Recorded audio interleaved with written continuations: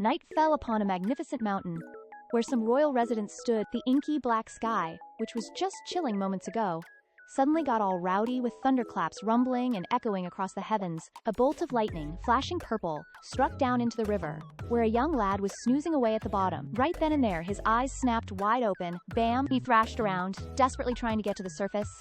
Around his neck, he wore a piece of jade that looked super mysterious.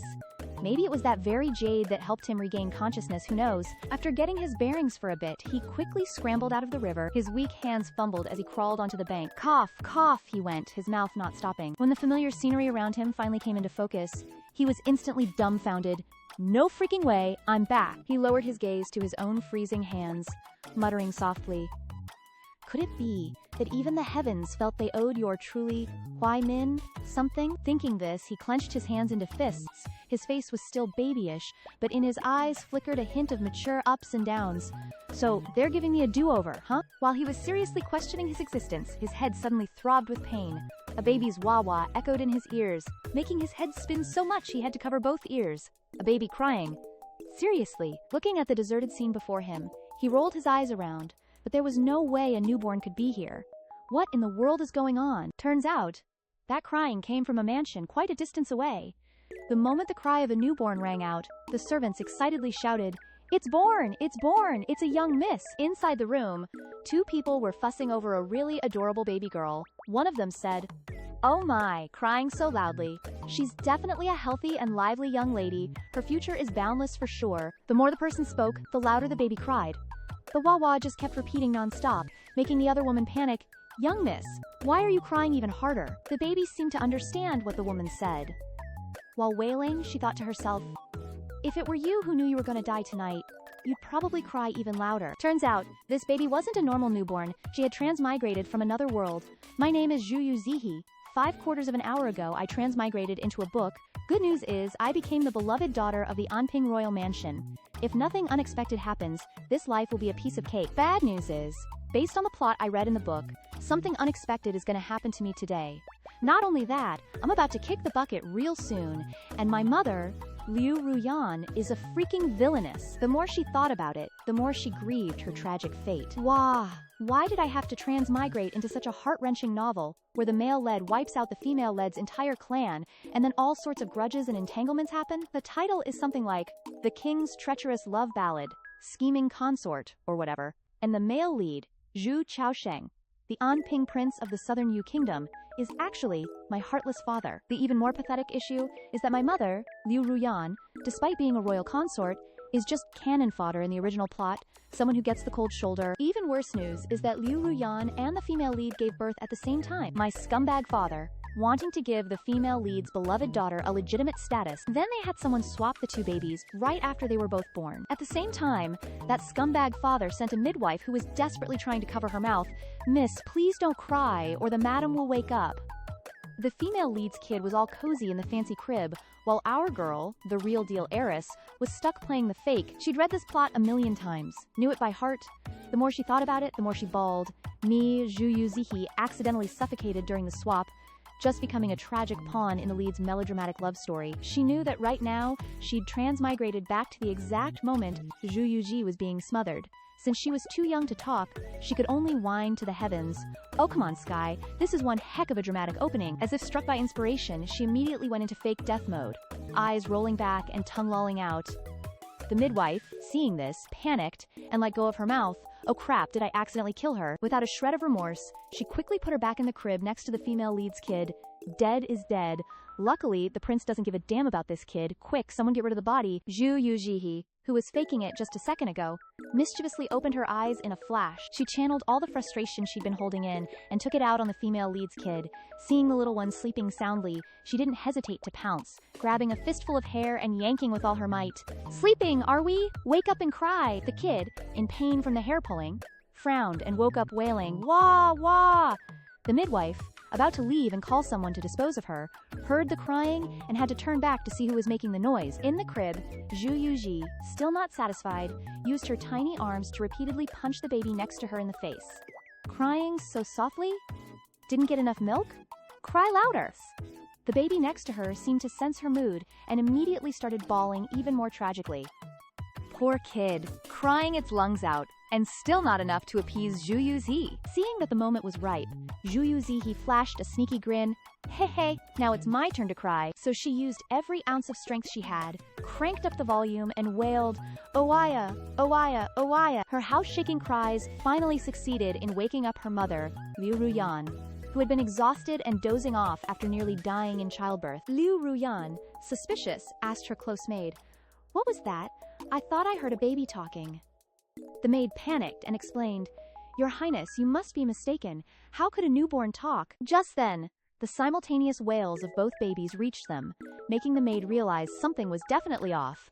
"Wait a minute, why do I hear two babies crying? Something's not right." Inside the room, the midwife, realizing she'd been exposed, was sweating bullets, frantically trying to grab Zhu Yu Zhi and make a quick getaway. Sensing something was amiss, the maid shouted, "Guards, get the young lady out of there!" But at that moment, a loud crash echoed from behind her as someone broke down the door and stormed in. A young man in golden robes appeared, his face filled with rage as he ordered, "Seize that old hag, you evil woman! What are you doing to my sister?" Suddenly, the young man's eyes froze as he looked into the crib, because in the crib, there were two little sisters.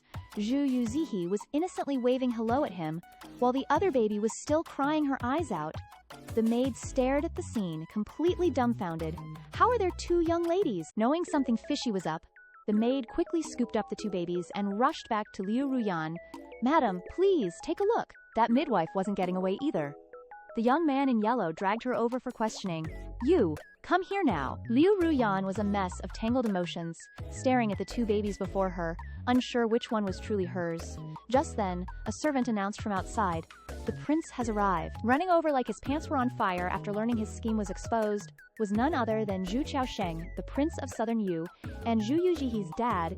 In the original story, he put on a worried face, and Fake asked, "What happened?" The maid rushed back to report everything that had just happened.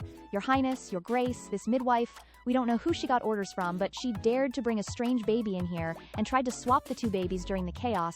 Hearing what the maid said, Zhu Qiaosheng's face fell in a panic. He didn't expect his carefully planned scheme, which he thought was foolproof, to be discovered. Zhu Yu Zhi, the real-deal daughter, glared a fist at the person who almost stole her spot. The maid looked at the two babies and was so anxious she was about to cry, "Wah!" The situation was too chaotic just now. This servant didn't get a good look at the young lady's face. Now that the two babies are side by side, I really can't tell them apart. Even Zhu Qiaosheng fell into thought, his eyes darting back and forth between the two babies, seemingly calculating something. He gently sat down on the bed and tried to test the waters. "My dear, what do you think?" Liu Ruyan stared intently into the cradle, as if trying to find some clue. Zhu Yu Zhi saw Liu Ruyan's hand slowly reaching out and became super anxious. Just then, the fake baby's tiny hand unconsciously reached out and grabbed Liu Ruyan's finger. This scene made Zhu Yu Zhi's eyes widen in disbelief, not expecting the fake kid to dare to make a move before her. Zhu Qiaosheng, his heart pounding, sat next to her and was overjoyed at this scene. "Ruyan, this baby grabbed your hand as soon as she saw it. She must be our daughter." Hearing him say that, Zhu Yu Zhi was filled with question marks. After understanding this scumdad's intention, her inner fire blazed with anger. Not wanting to repeat the mistakes of the original story, Zhu Yu Zhi was determined to take the initiative back for herself. She dominantly used her tiny arm to push the fake's hand away from her mom's hand. The tiny hand tightly gripped Liu Ruyan's finger, refusing to let go. Seething with anger, she thought, "What? Daring to snatch my mother?" She didn't expect that the mother before her could actually hear her thoughts. Even Liu Ruyan was extremely tense. What's this? Why can I hear a childish voice? While she was wondering if she was hallucinating from worrying too much, the childish voice continued to reach her ears. Over here, my mother, I'm your real daughter, the one over there is a fake." As soon as Zhu Yu Zhi thought that, she burst into tears to gain sympathy from her mother. Liu Ruyan quickly regained her composure, her eyes fixed on Zhu Yu Zhi with suspicion. Could this be the connection between a mother and daughter? Zhu Qiaosheng frowned when he saw this scene, not knowing what he was thinking. After weighing the pros and cons for a while, he suddenly turned around and pinned everything on the midwife, yelling, "Quick, tell me, which of these two kids is Ruyan's daughter?" The midwife, understanding his intention immediately, played along with the prearranged plan and pointed hesitantly at the fake baby, stammering, "This one is the young lady born to the princess." Zhu Yu Zhi, upon hearing this blatant lie, felt her blood rush to her head and furiously pointed at Zhu Qiaosheng, cursing him internally. Zhu Xiaosheng, are you pulling a journey to the west trying to tell the real Monkey King from the fake? I've got a godlike view here. Don't think I don't know the truth. That kid is yours with some woman on the side, isn't she? You want to bump me off so your love child can take my place? Dream on. Her words startled Liu Ruyan, making her look at Zhu Xiaosheng with suspicion. My husband has always been honest and simple. How could he possibly have someone else? Ignoring Zhu Yu Zhi's accusatory finger and indignant gaze, Zhu Xiaosheng, all fatherly concern, picked up his illegitimate child, cooing, "Daddy's little darling, you've suffered. Daddy will deal with these nasty people who bullied you right away." He pointed at Zhu Yu Zhi, who was lying in the thunder and lightning with zero emotion, and coldly ordered, "Guards, drag this woman out." Before he could finish his sentence, Liu Ruyan interrupted, stopping him. "Husband, wait. We need to get to the bottom of this. Acting so rashly is inappropriate." Liu Ruyan seemed to have realized something. Suspiciously assessing the situation, "My husband's hasty behavior is making people suspicious." At this moment, Zhu Zhimo, the third son of Zhu Xiaosheng and Liu Ruyan, also spoke up. "Yes, mother is right. We don't know who's behind this midwife. We need to investigate the mastermind to find the truth." The midwife, hearing this, tensed up, sweating buckets, and began her acting career, wailing, "Princess, young master, this old woman was blinded by greed. Seeing the Wang manor's wealth, this old woman became audacious and wanted to swap the babies so my granddaughter could enjoy riches. I know my crime." Zhu Yu Zhi, now wanting to give up, mumbled, "So much drama. There's an old woman trying to harm me, and a father trying to kill me. It started with the Mengpo soup, and now I'm about to be 6 feet under in a coffin." She looked like a tiny angel about to leave this world, closing her eyes and letting her hands fall to her sides. "I should just prepare for the reincarnation process. Goodbye, mother. I'm off to reincarnate tonight." Liu Ruyan, hearing her inner thoughts, became even more convinced that something was amiss. "Husband, this servant is cunning. If she insists on claiming that child is her granddaughter, won't we fall into a trap?" Zhu Xiaosheng, unfazed by the chaos, seemed to have anticipated this and already had a backup plan, so he suggested without hesitation, "You're right, my dear. How about a blood kinship test?" Zhu Yu Zhi was stunned for a moment upon hearing this suggestion. Then she struggled wildly, flailing her arms and legs, but all Liu Ruyan heard was silence. She could no longer hear any thoughts like before. Noticing the anomaly, Liu Ruyan thought in confusion, "Could it be that I need to have physical contact with the baby to hear her?" Carrying her assumption, Liu Ruyan gently placed her hand on Zhu Yu Zhi's head, just as she predicted. The moment she touched her, countless of Zhu Yu Zhi's inner thoughts echoed in her ears. "A blood kinship test? I'm a level 10 scholar specializing in palace intrigue novels. I bet that midwife added alum to the water. They'll only test me and her in a while. Oh, heavens, I beg you, I'm willing to trade this midwife's life for my mother's peaceful life. And please let her never be tormented by this jerk and his mistresses." Soon, a maid brought over a basin of water for the kinship test. Zhu Xiaosheng smiled meaningfully and suggested, "My dear, this midwife claims the child in the basket is her granddaughter. How about testing those two?" Zhu Yu Zhi laughed scornfully upon hearing his words. "I knew it. This world is just one giant palace drama." Liu Ruyan's face turned pale as she realized the inner thoughts she was hearing perfectly matched reality. But don't forget, Liu Ruyan wasn't just some pushover. She's the wicked female supporting character from the original story. So she played along with a perfectly calm face. "Okay, hubby, whatever you say." Liu Ruyan's eyes flashed with coldness as she subtly signaled her trusted maid. That maid immediately understood and gave a slight nod as the midwife walked towards the basin of water to do the blood kinship test. Liu Ruyan's close maid suddenly stuck her foot out, tripping the old woman, sending the midwife sprawling face first onto the floor with a thud. The basin of water in the Zhu Xiaosheng's person maid's hand also went flying, water splashing everywhere. The midwife realized something was off and struggled to sit up, accusing, "Your Highness, Your Grace, someone pushed me." Liu Ruyan's expression instantly turned icy, her eyes blazing with red-hot anger. "You were standing behind, Lubi. Lubi is my person, and she wants to confirm which child is mine more than anyone. Why would she let you succeed?" Liu Ruyan knew the saying about striking while the iron's hot, so she didn't let anyone get a word in edgewise before ordering, "Lubi, get another basin of water. We'll try again." Just as Lubia was about to leave, a dashing young man unexpectedly appeared at the door, strolling in with a smile. It was none other than Zhu Zhimo, the eldest young master of Zhu Xiaosheng and Liu Ruyan. He entered, chuckling. No need to go to all that trouble. Everyone was quite surprised to see Zhu Zhimo there.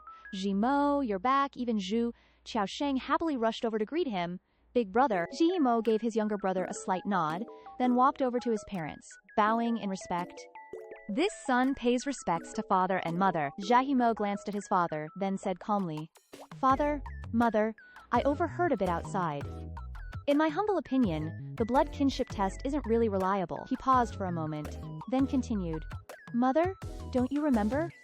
Before we had little sister, you accidentally fell into the ice lake and developed a cold. The doctor said your cold could be passed on to the baby in your womb. Hearing what her eldest son said, Liu Ruyan suddenly remembered something. Zhu Yu Zhi also played along, acting according to her big brother's words. Oh, no wonder I felt so faint and like I was dying when I first transmigrated. Right now, she wanted to beat the author to a pulp. This world really doesn't want me to live, does it? It started with a tragedy, and now they're giving me the weak body debuff. Are they afraid I won't die fast enough? Zhu Qiaosheng didn't expect that he would forget such an important thing. At this time, his heart was burning with anger, but he pretended to be normal. But inviting a doctor will take a lot of time, but he couldn't have predicted that Zhu Jimo's next sentence would immediately shut him up. Father, mother, coincidentally, I just brought a doctor back to the manor. How about we let him check up on little sister? The doctor quickly walked over to Liu Ruyan, bowing and saying, Forgive my intrusion. At this time, Zhu Yu Zihi's face was flushed red, her eyes were dizzy, and she didn't know what was going on. The doctor took her pulse and checked her and said in panic, It's not good, the child has a high fever. Hearing this, Liu Ruyan worriedly picked her up. What? She said with a look of disbelief, while Zhu Qiaosheng sinisterly looked at his newborn daughter with resentment. Seeing her mother so worried about her, Zhu Yu Zhi reached out and lightly grabbed a strand of her mother's hair, silently encouraging her. Don't panic. According to the transmigrated book law, I'm the main character now. I'll definitely be okay. I can't die. Hearing her daughter's inner voice, Liu Ruyan's heavy heart finally felt relieved. With tears in her eyes, she whispered, My daughter will definitely be okay. Knowing that his plan had failed, Zhu Qiaosheng came up with a new strategy, pointing at the child he intended to swap and saying, Ruyan, you're right, our daughter will definitely be okay. As for this servant, he must be beaten to death, and then throw this bastard away. Liu Ruyan's heart seemed to have cooled down at this moment, and she interrupted. No need to beat him to death. Jihimo frowned and looked at his mother, as if he thought his mother was blinded by love, and softened again. But Liu Ruyan's next words surprised everyone. Of course, the most surprised person among them was her scumbag husband. Guards, take this slave and the child down and lock them up. Without my order, no one is allowed to enter. Liu Ruyan suddenly smiled coldly, her voice full of danger mixed with challenge, as if she wanted to say something to someone. If anything happens to my daughter, I swear to chop the person behind this into 100 pieces. These domineering words made Zhu Yu Zhi, who was dizzy, couldn't help but wake up and praise. As expected of the villain, so cool. Zhu Qiaosheng's expression suddenly darkened, his face showing obvious unwillingness. Their expressions immediately caught Zhu Jimo's attention. Father and mother, are you arguing? Back to the youth who was reborn in the river at the beginning of the story. While he was fast asleep, the youth seemed to be dreaming of something, and his whole body was tossing and turning. Unconsciously, the young man shouted, Ah, then suddenly sat up, waking up from the dream. His whole body was soaked in sweat. Hearing his shout, the servant immediately ran in anxiously. Seventh Highness, what's wrong? The young man did not answer the eunuch's question, but looked at his hand and thought, That's strange. In my dream just now, I felt heavy and hot all over. I couldn't stand it. I even thought I was about to die, but as soon as I woke up, I was fine. In the eyes of the youth was filled with doubt. Besides, this time I also heard a vague voice, like someone calling, Mother. He looked around the room with a worried heart.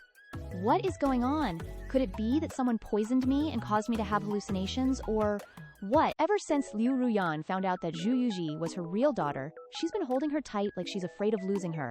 My little darling, sleep tight. Lu Bi brought over a bowl of nourishing soup for her, saying with a pained expression, Your Highness, let this servant hold the young lady. You've been up all night watching over the fifth young miss. I'm afraid your body won't be able to take it. Liu Ruyan looked at her daughter, her heart filled with guilt, and said, It's my negligence that made my child suffer like this. If I don't see her with my own eyes, I can't be at peace. Zhu Yu Zhi, after sleeping for a whole night, finally came down with the fever and opened her eyes. Realizing that she hadn't kicked the bucket yet, and finally having the chance to clearly see the stunning beauty of her mother before her, her eyes widened, and she stared blankly, forgetting to even blink. Liu Ruyan noticed this strange behavior and stared back at her, thinking, This child, why is she staring at me with her eyes wide open without blinking? Lu Bi didn't think much of it and happily ran off. The fifth young miss is awake. Let me go call the doctor. Liu Ruyan secretly used her hand to gently touch her baby daughter's cheek, wanting to hear what she was thinking that made her stare so intently. At this moment, Zhu Yu Zhi's eyes were filled with infatuation, and her heart was going wild, showering praise on Liu Ruyan's breathtaking beauty. "Oh my god, my real mom is so beautiful. This face is enough to enchant me for a lifetime." No wonder she's legendary for being poor, miserable, fallen, and vicious, but never ugly. Empress Ruyan, truly worthy of occupying half the online literature world. Her inner voice made Liu Ruyan both happy and amused, and she chuckled. Zhu Yu Zhi could only smile ingratiatingly at her mother. Hey, from now on, I'm your daughter too." Liu Ruyan looked at her baby daughter and thought to herself, "Little fifth, you're my youngest daughter. I, along with your eldest brother, third brother, and fourth brother, will protect you well, and your father too." But just thinking of this, she suddenly paused. Her expression changed slightly as she carefully considered everything from the past. "Since I entered the family, besides Jiang Xi, the concubine who was already there, Zhu Qiaosheng hasn't taken any other concubines. Everyone says that the Anping prince loves his wife like crazy. But if it weren't for Little Fifth's birth, I wouldn't even know that he has this so-called true love out there." Zhu Yu Zhi, being quite sensitive to emotions, noticed that her mother was not happy. She quickly used her little arm to touch her mother's chin and called out, "Mother!" This action jolted Liu Ruyan out of her wild thoughts. She suddenly realized that this daughter was a priceless treasure that heaven had bestowed upon her, so she gave a warm smile and said, "Yes, my good darling." This warm affection made Zhu Yu Zhi overjoyed, and she cheered inwardly. Even though it's a bit embarrassing to pretend to be a baby, but... "Mother, I have a mother, I'm wrapped in treasure." Liu Ruyan couldn't help but kiss her on the cheek when she heard such sweet words that sounded like honey being poured into her ears. Zhu Yu Zhi was so flattered that she couldn't contain her happiness and cheered, "Wow, Mommy's kiss is so fragrant. Mommy kissed me. Mommy's lips are so soft." Seeing her face flushed with excitement, Liu Ruyan covered her mouth and laughed. "Haha, is Little Fifth shy now?" As the two were happily playing together, Zhu Zhimo came over and called out, "Mother!" He moved closer to his beloved little sister and said, "Mother, I came to visit you, and Little Fifth, how is Little Fifth now?" Seeing her rosy and vibrant face, he smiled slightly. "Looks like there's nothing to worry about anymore." Then, Zhu Zhimo suddenly became serious and said, "Mother, I have something to ask." He brought up the question he'd been holding in his heart since yesterday. "Why did you imprison that slave girl and not allow anyone to visit, not even father? And last night, I saw you ordering the water used for the blood test to be taken away. Do you suspect there's something wrong with the water?" Being asked directly by her eldest son, Liu Ruyan's eyes darted around, not daring to look straight at him. Moyer has always been clever, he probably noticed something was off. After hesitating for a moment, she asked, "Moyer, what kind of person do you think your father is?" At her question, Zhu Zhimo looked troubled and half closed his eyes. "Mother, do you really want me to say it?" Receiving a nod from his mother, the young man sighed and slowly reminisced. "Mother, do you remember when they were choosing the heir? I said I had no ambition to inherit, and then there was a concubine named Jiang Xi who gave birth to the second prince, the successor. Your Majesty, those rumors out there really have nothing to do with me. To prove my innocence, I voluntarily enter the Buddhist hall from now on and will never come out. At that time, I found it strange. Jiang Xi was so careful. Even if I didn't become the heir, she would never spread such rumors." Even when Zhu Qiaosheng went to court, he brought up the family matter and pleaded, "Your Majesty, I have made up my mind. The heir can only be born from my legal wife.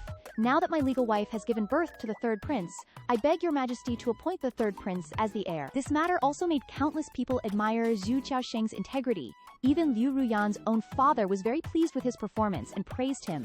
"Your son-in-law truly loves his wife like his own life." People around him also added, "The Anping prince really has a good son-in-law. Now you can rest assured and support him." Zhu Zhimo continued to share his views and perceptions of his father. From then on, father's reputation for loving his wife spread far and wide. Also, from that time on, father, who had only held a leisurely position since inheriting the title, was supported by grandfather and gained a foothold in the Ministry of Revenue. Since then, I have always felt that father is not a truly honest and simple person, so I have asked you many times how father treats you. I'm sure you remember. Liu Ruyan's heart grew heavier after hearing what her son said. So Moray had already reminded me. It's a pity that I was immersed in love, blind and foolish. While she was suffering, her daughter's two small arms gently patted her face, as if trying to comfort her. Zhu Zhimo smiled knowingly at his little sister, seeing this scene. This little fifth is quite cunning. She even knows how to comfort others. The young man couldn't resist this cuteness. and poked little Fifth's face, but unexpectedly, as soon as he touched her, the young man heard her inner voice. At this moment, Zhu Yu Zhi didn't notice anything unusual. She was complaining inwardly. It's the slit-eyed guy again. No wonder people say that slit eyes are evil. This kid already noticed that the old geezer is sus. How scary. Thinking of the plot in the original story, she couldn't help but feel sorry for her eldest brother. Worthy of being the most intelligent person in the story, but also the one who died the earliest. Hearing this, Zhu Jimo's face turned pale, and sweat broke out as he thought to himself, what does she mean by that? Zhu Yu Zhi sighed, reminiscing about what she had read before. That old geezer killed her mom just to marry his true love. Ugh, the audacity. After her older brother noticed something was off, he immediately started investigating the cause of their mom's death. But for some reason, right at that moment, the emperor ordered him to go on a diplomatic mission to a hostile country for peace talks, so he had to put the investigation on hold. Talk about bad timing. However, on his way back, Big Bro was ambushed, but thankfully he managed to escape with his life. Phew, that was a close one. After going through all sorts of dangers to return, he accidentally became the emperor's right-hand man, the 9,000 years, and to climb to the top of the power ladder, he killed loyal officials, harmed good people, and created countless unjust cases. What a jerk. Eventually, he ended up being torn apart by 5 horses. A gruesome death with no burial. Ouch. Karma's ABTCH. Thinking of that scene, Zhu Yu Zhi couldn't help but shudder. She reached out her tiny hand and grabbed his finger. In her heart, she murmured, Big Bro, please be a good person in the future. I'll keep an eye on you. Her inner thoughts not only stunned Zhu Jimo, but also made Liu Ruyan, her mother, freeze in place, looking at her eldest son with shocked eyes. Zhu Jimo's face darkened as he tried to hide his true emotions. Just now, little Yu Zhi called their dad an old geezer. Was she referring to their father? The suspicion in his heart grew stronger and stronger. Could little Yu Zhi predict the future? Remembering his mom's previous attitude, Zhu Jimo completely believed it was true. No wonder mother had such a sudden change. It was probably also related to little Yu Zihi's abilities. He became worried, wondering if other people could hear her inner thoughts like him and his mom. While he was lost in thought, a loud announcement from a servant outside interrupted Zhu Jimo's train of thought. The prince has arrived. When Zhu Yu Zhi heard her trash dad's name, her face instantly scrunched up. That expression was quickly noticed by her older brother, who couldn't help but chuckle inwardly.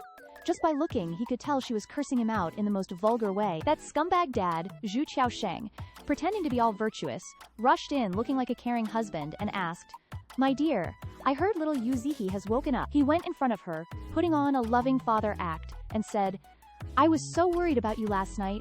Thinking about little Yu Zihi's big accident, I didn't dare to close my eyes all night. So dramatic. Come on, let daddy give you a hug. As he said that, he reached out to pick her up, but Liu Ruyan anxiously stopped him. Wait. But her mom was a step too late. The scumbag dad had already lifted her up before her mother could react. Seriously. Zhu Qiaosheng seemed to notice something was off, and asked suspiciously, My dear, why are you so tense? He reached out to pretend to check her temperature on her forehead. Finding that she was fine, he hid a bit of calculation in his eyes but didn't reveal it outwardly. Luckily, her temperature has gone down. Otherwise, I would have had to go to the palace to find a physician. Zhu Yu Zhi shuddered with disgust when that scumbag dad touched her. On the other side, her mom and Big Bro, after discovering that Zhu Qiaosheng didn't seem to notice anything different after holding little Yu Zhi, simultaneously let out a sigh of relief. It seemed that he, their father, hadn't discovered little Yu Zihi's abnormality yet. At this moment, Zhu Yu Zhi suddenly flashed a mischievous smile at that scumbag dad. A mischievous plan quickly formed in Zhu Yu Zhi's small but cunning mind. Time to stir up some trouble. After that sly smile, the sound of trickling water echoed in the room, and the culprit was none other than little Wu. Zhu Qiaosheng realized his hand was suddenly warm. His face turned as black as thunder. He was covered in his precious daughter's pee. Lubi quickly figured out what was up and yelled, Someone! The 5th miss has wet herself. Liu Ruyan struggled to suppress a loud laugh, supporting little Wu with her hand and pretending to scold, You are such a rascal, why did you pee on your father? The scumbag father, though fuming inside, acted like nothing happened. Forcing a laugh, haha, it's okay, it shows little Wu likes her father, it's a blessing for me. Lubin, knowing the score, handed him a towel. Little Wu, meanwhile, snickered to her mom, hey, see? He even has to thank us. Liu Ruyan, hearing her daughter's inner thoughts, was exasperated by this mischievous kid. Zhu Qiaosheng, after wiping his hands, spoke up. Right, Ruyan, little Wu's name is still for you to decide. Liu Ruyan's eyes flashed with displeasure as she reminded him, Has hubby forgotten? We discussed it when I was first pregnant with little Wu. If it's a boy, we'd call him Zhihiju, and if it's a girl, Yu Zihi. Zhu Xiaosheng could only scratch his head like a clueless but doting husband, forcing a smile as he explained. Been busy with work lately, forgot such an important thing. My memory is getting worse. I deserve a beating. Little Wu, hearing the scumbag dad lie without blinking, activated her judgment mode, and scoffed inwardly. I bet he's busy with Shen Yulan in their angsty tragic romance. You say your memory's bad. You still remember that Shen Yulan had a fiancé almost 10 years ago. One would think you're gay. Her mother's expression instantly changed upon hearing those thoughts, her eyes flashing a dangerous glint, but she quickly hid her emotions, not only not blaming her unfaithful husband, but even acting, understanding, and sympathetic. Hubby, work is never ending. Health is what matters most. Little Wu, hearing her, feared her mother would blindly fall in love again and end up like in the original story. In her heart, she screamed, clutching an imaginary memorial tablet of the scumbag dad. Mom, open your eyes. This kind of scumbag man is only good when he's hanging on the wall. Don't let him fool you. Even Zhu Xiaosheng didn't expect his wife to be so gentle and understanding. His guard dropped, and he reached for Liu Ruyan's hand, saying in a tender voice, Ruyan, as long as it's for you, for our family, I don't feel tired. As long as you understand me, no matter how hard I work, it's worth it. Liu Ruyan, hearing his heartfelt words, would have been defenseless and drowned in them before, but not now. Although she felt like throwing up inside, she still turned on her acting mode, looking at Zhu Xiaosheng with loving eyes, putting on a deeply moved face. Just then, Lu Bine rushed in, flustered. Your Highness, something bad has happened. The small house in the back garden of the palace is on fire. Liu Ruyan was shocked and blurted out, how could it catch fire out of nowhere? How are the old woman and the child? Zhu Xiaosheng wore a surprised expression, but his voice was cold. It doesn't matter if that grandma and grandchild die. You just gave birth. You shouldn't worry. I'll go see what's happening with the fire for you. Without lingering, he quickly left. Liu Ruyan and her eldest son watched his departing figure, each lost in their own thoughts. But both knew this must be related to Zhu Xiaosheng. Zhu Jimo wanted to go and find out what was going on, so he made an excuse to leave. Mother, your son will take his leave. As he was about to leave, she called him back. More, Liu Ruyan said with seriousness and determination in her eyes. If one day you enter the court as an official, Mother will help you. This sentence hit Zhu Jimo like a ton of bricks, the words of his birth mother still ringing in his ears. If one day you enter the court as an official, Mother Consort will help you. Zhu Jimo knew that his mother had probably heard Xiao Wu's inner thoughts, which is why she said those words to him. He bit his lip, a clear sign of his hesitation. After thinking it through, he clasped his hands and bowed, saying nonchalantly, Mother Consort, rest assured, if one day I am forced to stand on high, it will be because there is someone who needs to be killed but can't be. But right now, I don't want to become the bad guy just yet. Your son takes his leave. After hearing him, Liu Ruyan's heart felt heavy and she pondered. If more is really like what Xiao Wu says, and in the future he steps onto a path of no return for power and gain, then I will do everything in my power to help him, so he doesn't have to go through such a difficult path. After Zhu Xiaosheng and Zhu Jimo left, the sky gradually turned dark. The sound of maple leaves swaying in the wind was bleak and rustling. Lubi at this time also brought Xiao Wu's new clothes to change her dirty ones because she had wet herself earlier. Afraid of prying eyes in the residence, Lubi approached Liu Ruyan and whispered as quietly as possible, Your Grace. Just as Your Grace predicted, the water used for the blood recognition ceremony last night indeed had problems. Also, I secretly went to check, and that midwife was burned to death, but the child seems to have vanished without a trace, as if it flew away. Liu Ruyan wasn't surprised to hear that.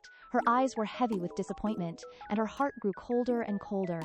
It really is him, she thought. Seeing her like that, Lubi glanced over, her eyes showing a bit of worry as she carefully asked, Your Grace, should we send people to investigate the whereabouts of that child? A flash of murderous intent flickered in Liu Ruyan's eyes in an instant. Over on Xiao Wu's side, after changing into new clothes, her face was radiant with smiles as she thoroughly enjoyed the pampering. But when she looked into the clear eyes of this adorable little daughter, the murderous intent from before vanished. She smiled gently and kindly, shaking her head slightly, and replied, No need. After all, it's just a child like Xiao Wu. The sins of the parents, why must we exterminate them? Xiao Wu, hearing these words from her birth mother, her eyes filled with infatuation, exclaimed, Oh my God, look at this broad vision. What evil female supporting role? I declare that my mother is the embodiment of truth, goodness, and beauty.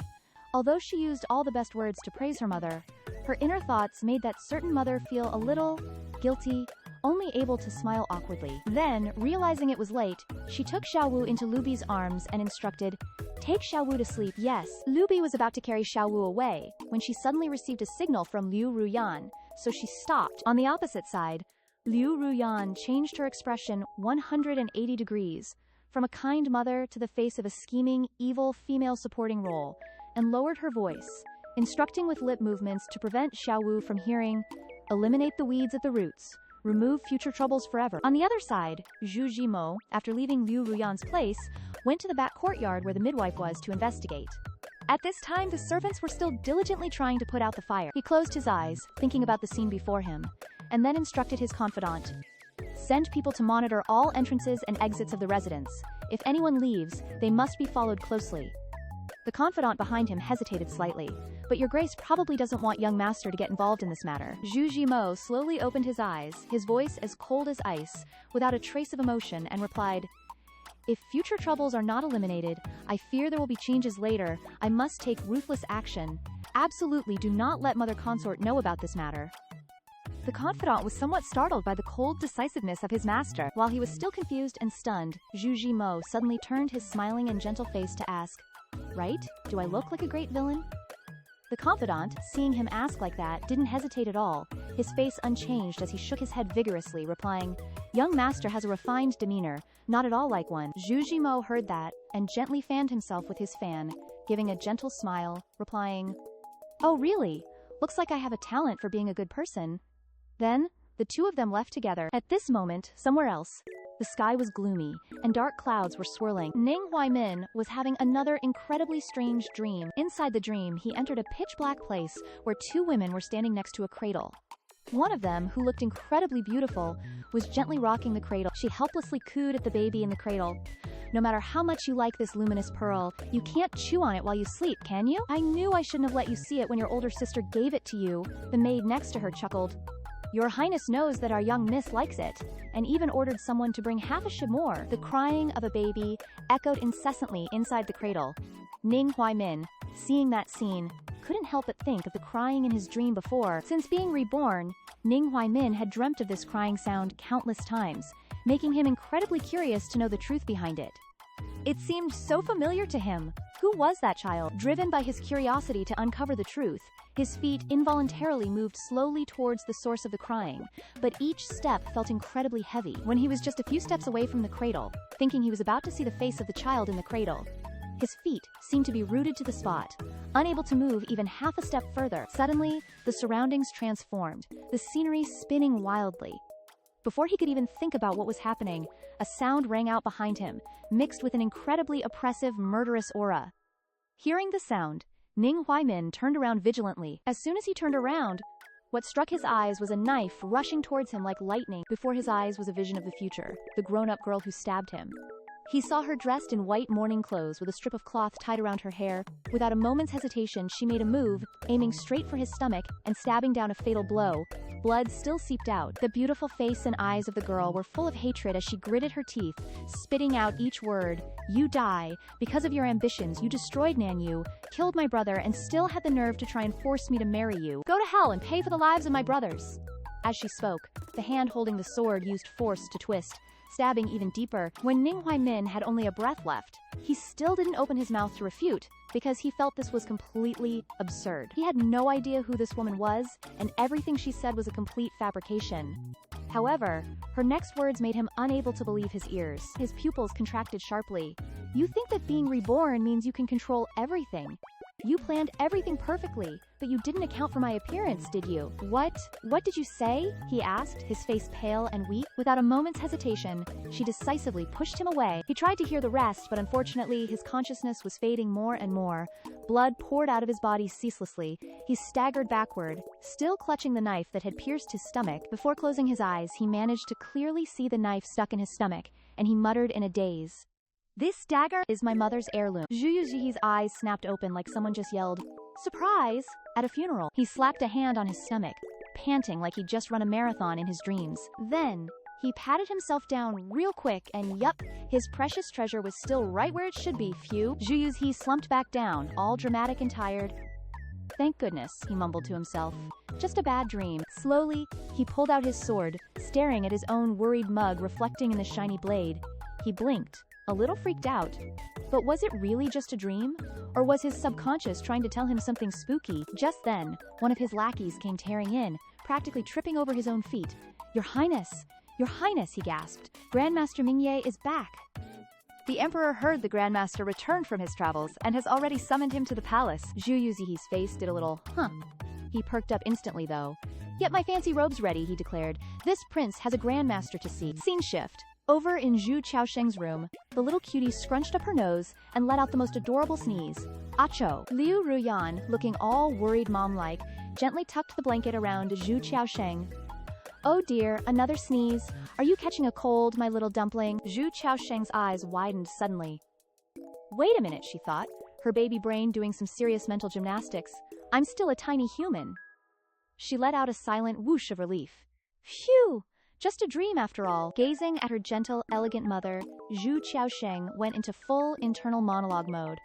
Mama, you have no idea. I just had the worst nightmare. I dreamt that when I grow up, I'm gonna kill someone.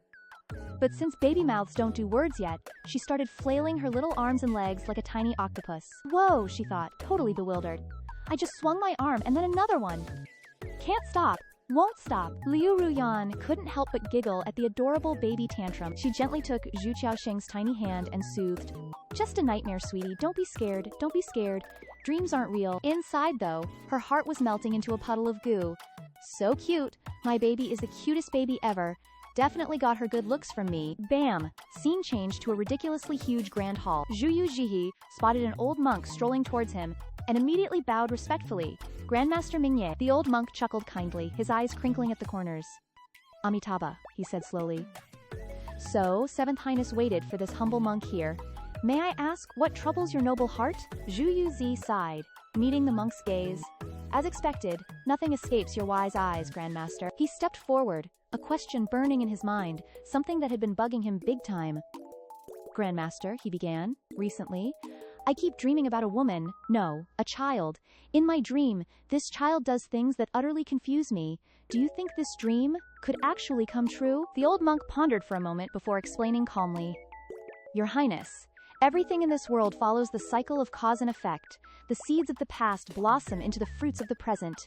A dream that comes to pass, it is because destiny has already woven that path. Zhu Yu Zhi frowned slightly.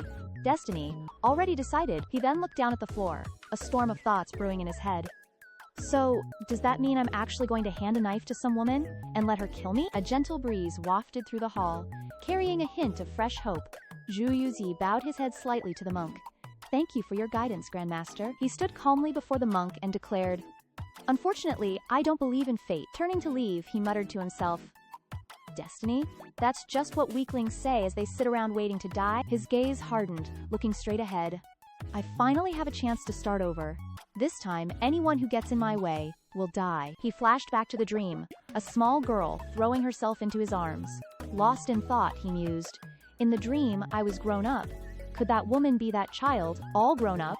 I still remember her words, so she's from Nam Viet, and connected to their royal family. In his dream, the girl had been crying, her voice filled with angry accusations. Because of your ambition, you destroyed Nam Viet. You killed my brother. Zhu Yu Zhi walked slowly, his mind racing. According to my past life's memories, Nam Viet and Beijan are currently in border negotiations. Perhaps I should take a trip to Nam Viet. The old monk hadn't moved, silently watching Zhu Yu Zhi's figure disappear into the distance. Amitabha. Flash forward a month. The scene explodes with noise and excitement. Inside the banquet hall, guests were all smiles, offering their congratulations. Congratulations, Your Highness, Your Highness. The fifth young miss is a month old. Look, her eyes and nose are just like the princess consort. Zhu Qiaosheng, nestled in Liu Ruyan's arms, was internally facepalming. Ugh, are these polite niceties ever going to end? She thought grumpily. But I have this weird feeling I'm forgetting something important. What could it be? Just then, a guard announced, The Empress Dowager has arrived. The Empress Dowager gracefully entered, commanding everyone's respect. She offered a gentle smile and a slight nod to the crowd. Please, be at ease, she said kindly. Today is the 1-month celebration of my grandchild. No need for formalities. Everyone immediately bowed their heads. Thank you, Your Majesty. Then, beaming, she approached Zhu Qiaosheng. Seeing the adorable little face, she was instantly smitten. Little Fifth, I'm your aunt. Zhu Qiaosheng stared intently at the Empress Dowager's face, and suddenly, something clicked. her baby brain went into overdrive. Empress Liu Ruxiang, my aunt. Oh no, I totally forgot about my dear aunt's life or death situation. The more Zhu Qiaosheng thought, the more panicked she became. Oh heavens, my aunt. She almost died. So based on what's happening, these are 3 parts of a love-hate drama, and the Liu family is basically a factory for producing evil female supporting characters. No surprise that Liu Ruxiang became the evil white moonlight in the first part. Not only was she the male lead's first love, but she was also the leader of the fetal removal squad in the palace. To secure the prince's position, she made sure the concubines drank a lot of no-baby soup. But the male lead of part 1, Shen Xiang, fell in love with the female lead, who was basically a stand-in for Liu Ruxiang. What a mess. And after Shen Xing became emperor, he suspected Liu Ruxiang of harming the woman he loved. In the end, the evil white moonlight died tragically during the male lead's chase wife journey. Ugh. Typical. Recalling the plot, Yu Zihi widened her eyes, worriedly looking at Ruxiang, thinking, no way, someone as beautiful as this Dinyang could be evil. The author must be wrong. At this moment, Ruxiang chuckled and playfully poked Yunjihee's cheek, saying, look at this little one. With a red mole between her eyebrows, she looks just like a little attendant who stepped out of a bodhisattva statue. Cute. Seizing the opportunity, Yor grabbed Ruxiang's hands with both of hers, her eyes sparkling. Oh my god, you're like a goddess descended to earth. Your beauty could topple empires. Your aura is extraordinary. Hello there. Smooth move, kid. Seizing the opportunity, Yor grabbed Ruxiang's hands with both of hers, her eyes sparkling. Oh my god, you're like a goddess descended to earth. Your beauty could topple empires. Your aura is extraordinary. Hello there. Smooth move, kid. Hearing these childish words in her ear, Ruxiang was stunned. Wait, did I just hear that? Did I just hear Xiaowu talking? She clearly couldn't believe her ears, and she stared at Yunzihe, frozen. Right then, Yor let out another huffy sigh, totally unimpressed. Such a beautiful concubine, she grumbled to herself, and she's gonna bite the dust soon. That trashy Shen Xing seriously needs a brain check. Thinking about it, she continued indignantly, his brain is broken. He clearly found Yan Yor to be a stand-in for Din Yang. Great, now the stand-in is about to die, and he's falling in love with her. The more she thought about it, the more she couldn't hold back. Fine, love whoever you want. You guys are playing the chase your wife game until the house burns down.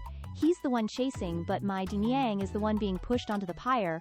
All the gold in the world isn't worth these 2 eye-roll-inducing dramas. Hearing this, Ruxiang was thunderstruck. Her whole body darkened, her eyes filled with suppressed panic. Zhao Wu said, Shen Xing wants to kill me. Then she remembered the time she spent with Shen Xing, how he was so doting and promising. From now on, there's only Xiang in my heart. Then she thought seriously, that Yan Yoxir that Zhao Wu mentioned seems like a concubine living in some remote palace. Right, she looks a lot like me. Shen Xing once said that he found Yan Yor care to ease his longing for me, but he doesn't have any feelings for her. Fishy. Ruxiang felt disgusted, pursed her lips tightly, and thought further. Back then, for his throne, how much did I sacrifice? But while I was suffering for him, he was having an affair with another woman, and now he wants to kill me for her sake. Unbelievable. Liu Ruyan saw her looking absent-minded and worriedly shook her, calling out softly, Gigi, what's wrong? Ruxiang calmed down and grabbed Liu Ruyan's arm. It's been a long time since we sisters have seen each other.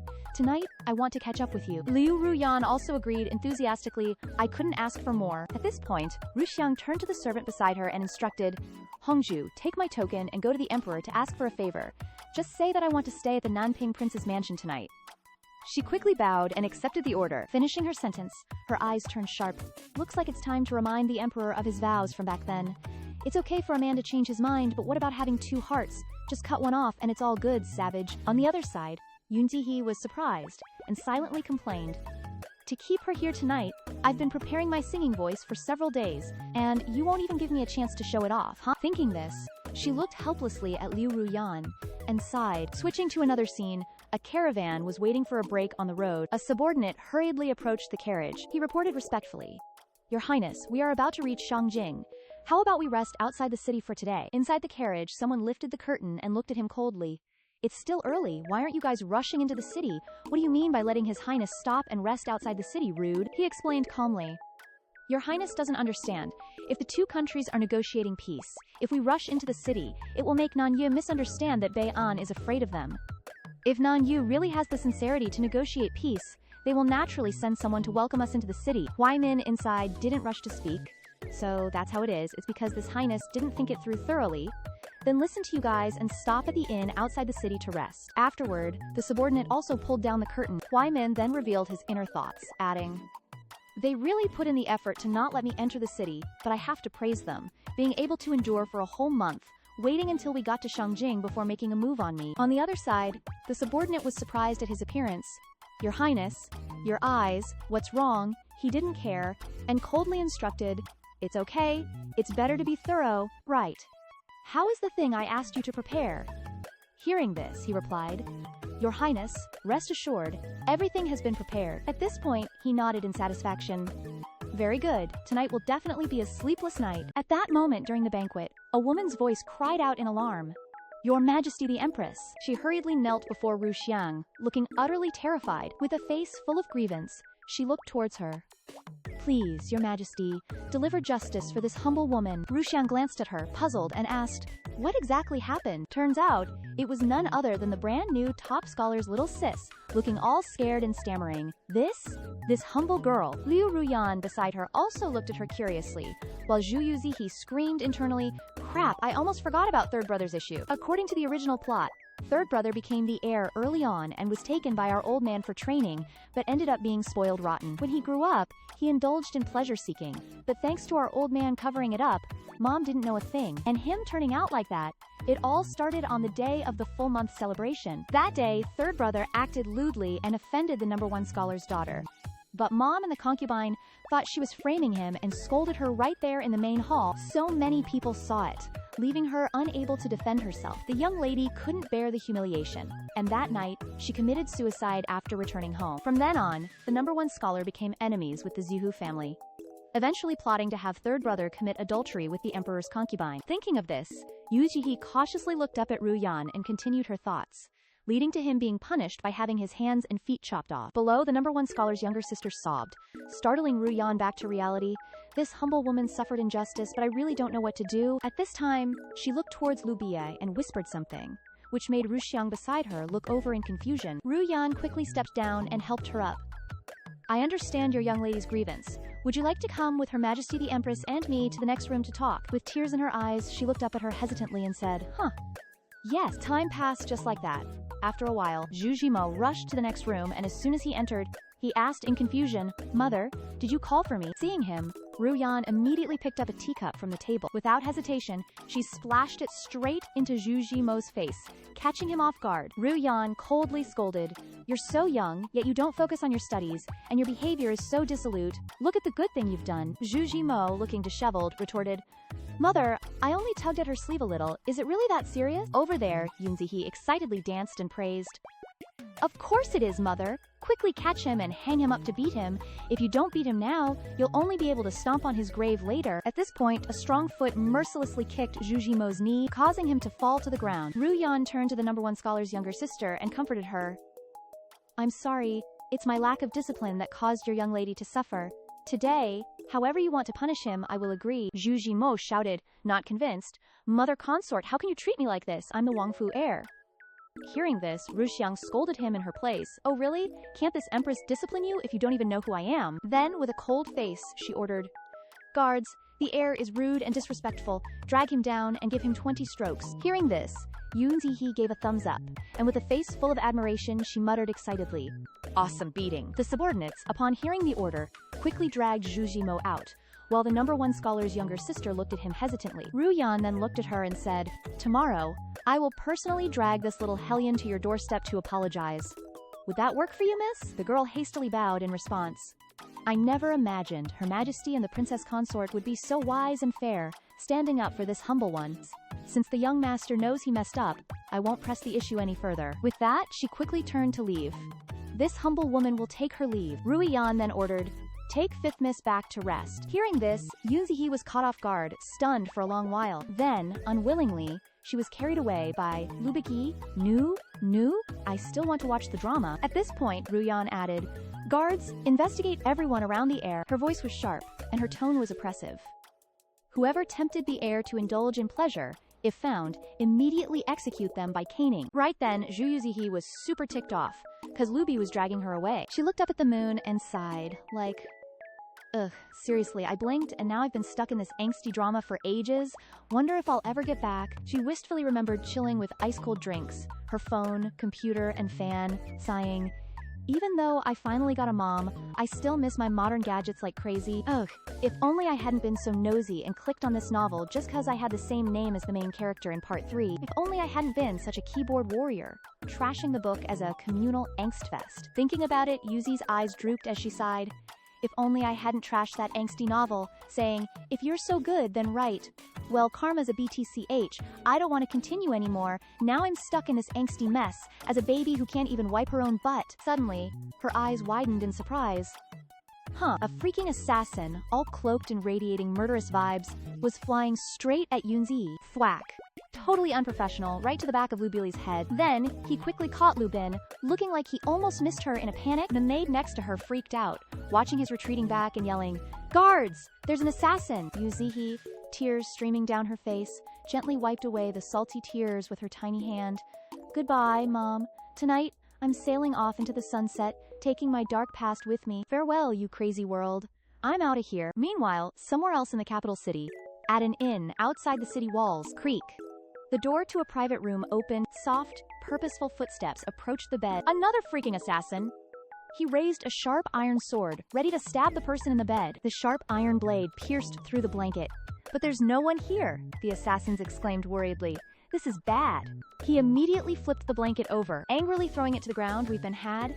That little brat Ning Huai Min isn't in the room. He must have gone into the city. Chase him down. If you see a kid that age, kill him rather to make sure we got the right one." Meanwhile, the other assassin landed with Zhu Yu Zhi in his arms, making his way down a desolate and into a small alley. The soldiers outside were frantically searching everywhere for her. He panicked, clamping his hand over Yunzihi's mouth.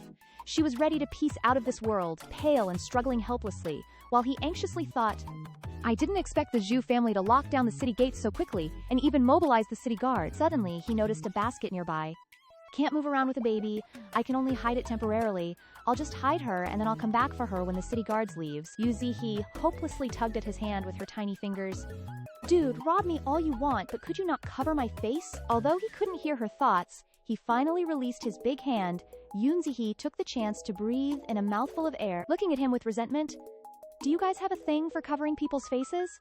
But before she could react, he shoved something into her mouth. The small thing quickly covered Yuzihi's mouth, preventing her from making any sound. She could only gloomily look at him. Ugh. In a swift move, Yuzihi was covered with the basket beside her. Afterwards, he nonchalantly left. Just then, a small foot slowly stepped out. It was Huai Min. He tiptoed past the basket. His eyes were deep and unfathomable, but he clearly had no idea that Yuzihi was in there. Huai Min looked around all paranoid, whispering to himself, "I thought I disguised myself well enough to fool them, but of course, I run into a citywide lockdown. Guess I'll just have to find a place to hide for a bit." Thinking that, he noticed a huge basket nearby, but the second he touched it, he heard a voice coming from inside. Hee. Huai Min yanked his hand back in disbelief, but still heard someone complaining, "Today I'll teach you a lesson. The Tao is 1 foot tall, the devil is 10 feet tall. Can you believe a tiny walnut can shut me up?" Inside, Zhu Yu Zhi was shaking, reaching her little hands around. "Ugh, this darn short reach," Yuzihi grumbled, clenching her fist. "I can't show myself, so all I can do is yell." Before she could even come up with a plan, Huai Min outside was already opening the big basket. Yuzihi, ready for battle, opened one eye and stared at him in shock. Huai Min stared blankly down at the tiny creature below. Yuzi glared back up at the person in front of her, equally annoyed. The two just stared at each other in silence. After a moment, Huai Min gently picked her up. Then, the basket was closed again. Except now there was an extra person inside, muffling Yuzihi's tiny mouth. She grumbled unhappily. "Hold on a sec, dude, you're being a bit forward here. Not only do you not save me, but you climb in here, and you cover my mouth. Why cover my mouth?" Hearing all this, Huai Min stared at her in disbelief.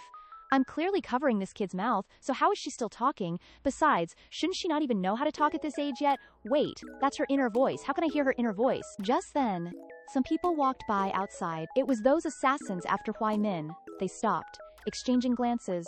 "Boss, I saw him run this way. How did we lose him?" Hearing that, the other one scolded, "Useless, you can't even handle one little kid." Inside the basket, he peeked at them through the cracks. When he heard them leave, Hwai Min lifted the basket lid. At that moment, Yoon Ji-hee also sat up, blankly looking at him as he cautiously checked their surroundings. Seeing Hwai Min about to leave, she quickly grabbed the hem of his pants. Her inner voice rang out again. With sparkling eyes, Yoon Ji-hee looked at him pitifully. "Wait, dude.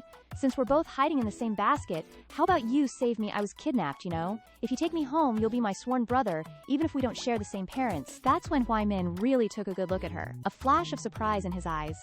This kid, her inner voice, and those fancy clothes, just like in my dream? Could it be such a coincidence? I need to test her. Thinking that, he sat in front of her and said, "Looks like we're both in the same boat, abandoned by our families. But you're so small, how am I supposed to take care of you?" Hearing that, Yu Ji-hee teared up, heartbroken, and punched his chest, sobbing, "I even have a night luminescent pearl bigger than my fist. Even though I'm gritting my teeth and dying of regret, I guess I can give it to you." Hearing this, he remembered that strange dream again. Liu Ruyan in the dream smiled gently. "Even if this kid likes this night luminescent pearl, she can't just hug it and chew on it forever. I should have never let her see it when elder sister gifted it to me." At this point, Hwai Min thought in disbelief.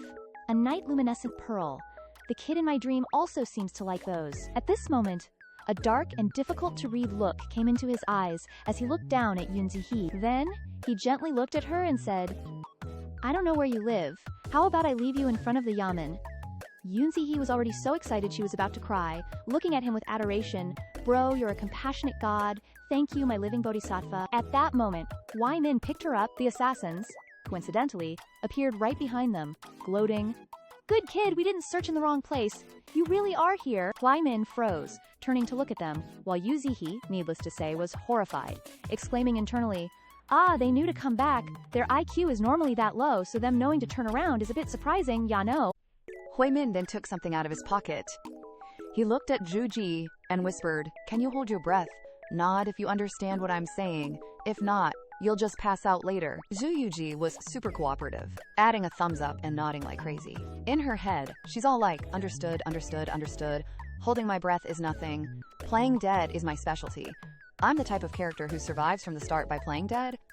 Seeing that decisive nod, Hwai Min gave a deep smile. "Oh, so you actually understand. All right, I'll count to 3. Then hold your breath." Even though she was unhappy inside, Zhu Yu Zhi still obediently plugged her nose. "Hey, that's not right. Why are you tricking me like this?" Right after that, Hwai Min counted to 3 and threw a sleeping drug towards the assassins. But something seemed off. How could a small body fly up after such a big explosion? Zhu Yu Zhi doubted her whole existence for a second. Even though she got hit by the drug, she didn't forget to give life a loving sign. "It's so cold, my heart is freezing. And it's not from the night wind. I've never seen anyone play so dirty before." After a while, the surroundings gradually returned to normal. Zhu Yu Zhi's eyes were tightly closed, and her body trembled slightly. "It's so cold. Why am I dreaming about being kidnapped?" But when she looked at the person in front of her, she jumped with surprise. So, it's not a dream. Looking closely, it was Hwai Min. His lifeless expression made Zhu Yu Zhi wonder, what about the one being chased? "Hey, little brother." But then her face turned purple, and her eyes widened as she screamed, "Ah, is he dead?" Zhu Yu Zhi tried to drag her tiny body, struggling weakly away from him. Her tiny heart screamed, "Legs, crawl faster!" Hwai Min felt the movement and wearily opened his eyes to look down. "Wait, don't move." He then patted Zhu Yu Zhi's butt, and she finally stopped moving. Then he calmly looked at her and said, "Oh, so you're not dead, little one." But then Zhu Yu Zhi noticed the bloodstain on his shoulder. "Little one, your shoulder is bleeding." Hwai Min stammered, "Medicine? Medicine." But when he heard Zhu Yu Zhi say wound, he froze for a few moments. Then he breathed out a long, difficult sigh and added, "Medicine? My chest." Hearing that, Zhu Yu Zhi scratched her head embarrassedly and laughed. "Huh, you should have said so earlier. I thought you were playing charades with me."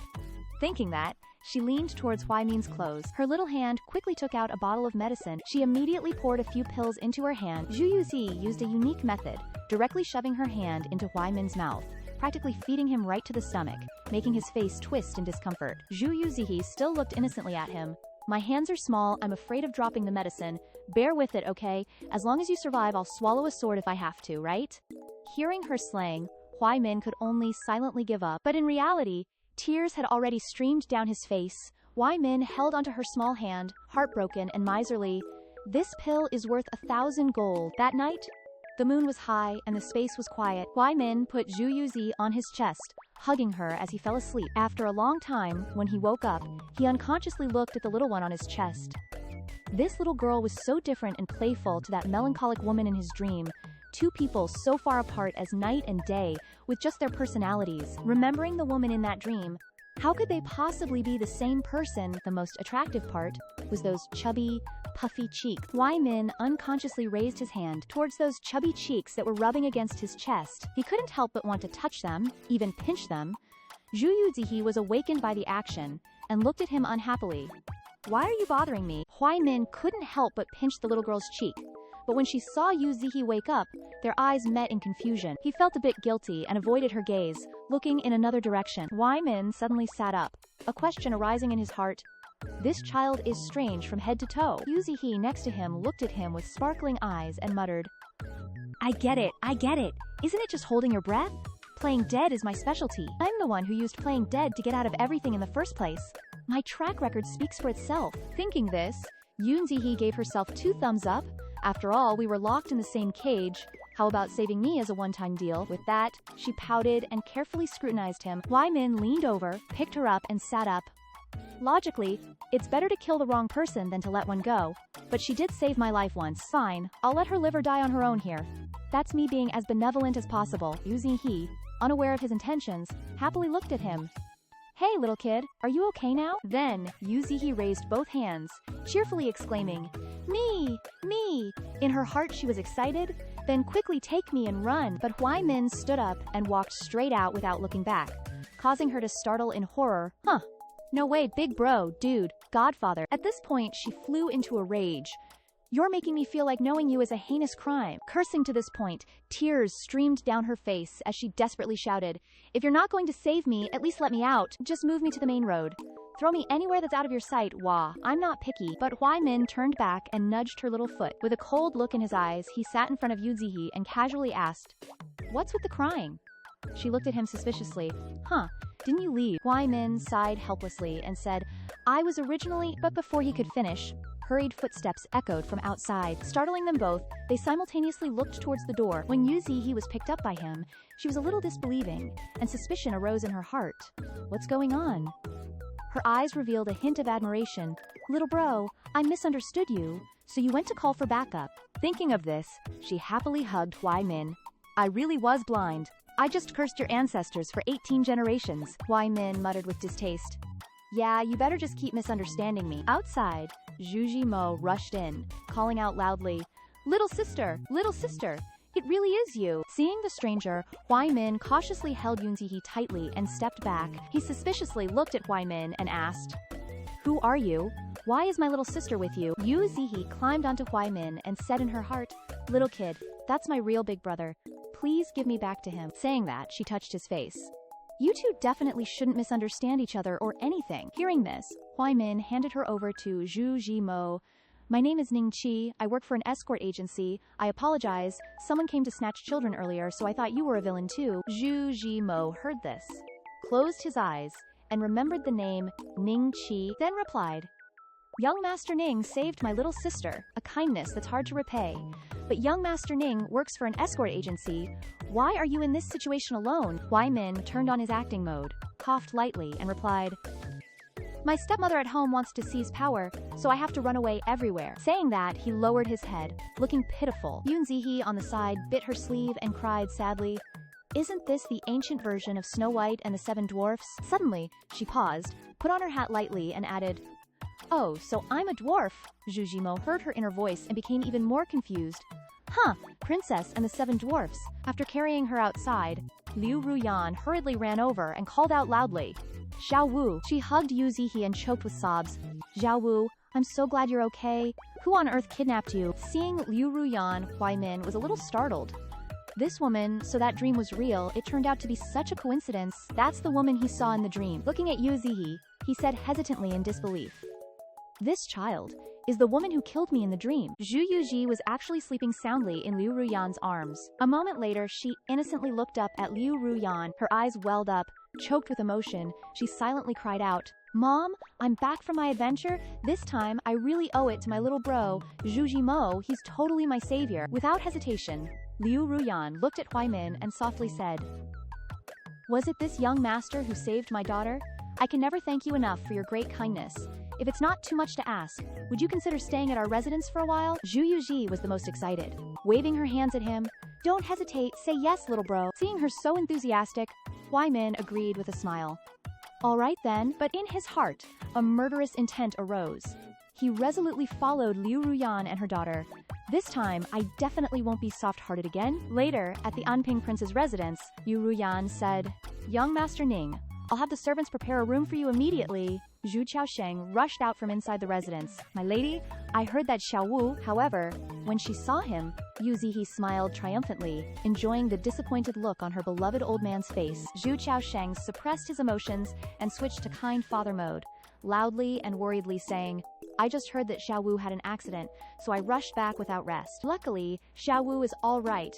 Did we catch the bold kidnapper? If we did, I will definitely make him wish he was never born and wish he could die." Yu Zi couldn't speak, but in her heart, she was cursing. "You damn old man, stop pretending." Then she started wailing and crying, looking at Liu Ruyan. "Mom, he's the real kidnapper." Suddenly, Zhu Yu Zhi switched to detective mode, analyzing. "Based on my Detective Conan knowledge, the truth is always one. It's that he wanted to replace me before, but it didn't work out, so he continued to target me." Thinking of that, she glared at him unhappily. "Looks like that old man hasn't received the news from the kidnappers yet. He should feel lucky that I can't speak yet, otherwise I would definitely trick him into thinking that the kidnappers have been caught, making him worry until he can't sleep." Liu Ruyan, of course, heard Zhu Yu Zhi's thoughts clearly. Her entire person was gloomy, and her eyes were deep and unpredictable. Then she hugged Zhu Yu Zhi tightly and said with a smile, "The kidnapper ran away, but it seems like he left some evidence behind before leaving." Hearing this, Zhu Qiaosheng was covered in cold sweat and hesitantly asked, "What evidence?" Zhu Yu Zhi was secretly screaming excitedly, "He's worried, he's worried." Huaimin, seeing the family's outward harmony but inner discord, doubted his life. It seemed like the Anping prince really didn't want his daughter to be found, and the princess clearly realized it, but still gritted her teeth and played the role of a loving couple with the prince. A scheming father, a silent and enduring mother, a calculating brother, and a seemingly foolish daughter who saw everything clearly. Analyzing that far, he couldn't help but chuckle softly. "This Anping prince's residence is even more interesting than I thought." Zhu Yu Zhi caught that moment again when she poked her head out to look at him. Her eyes, full of suspicion about life, stared intently at the dear bro in front of her.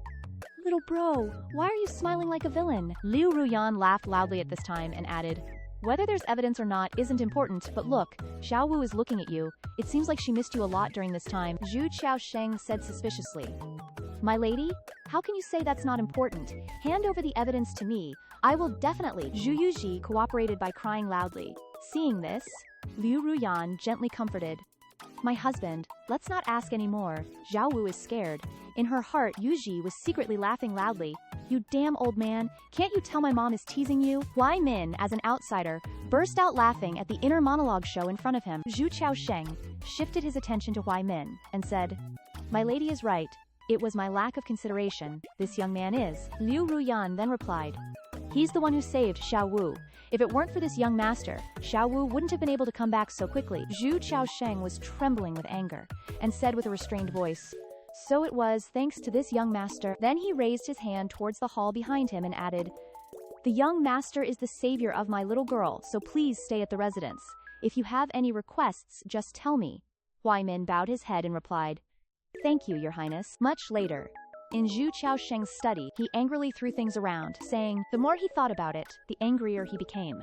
Clenching his fists tightly, "I originally planned to have someone take Xiao Wu away, and when Liu Ruyan was in pain, bring Yulan's child, disguised as my own, back to comfort her. I didn't expect such a perfect plan to be ruined by some wild brat.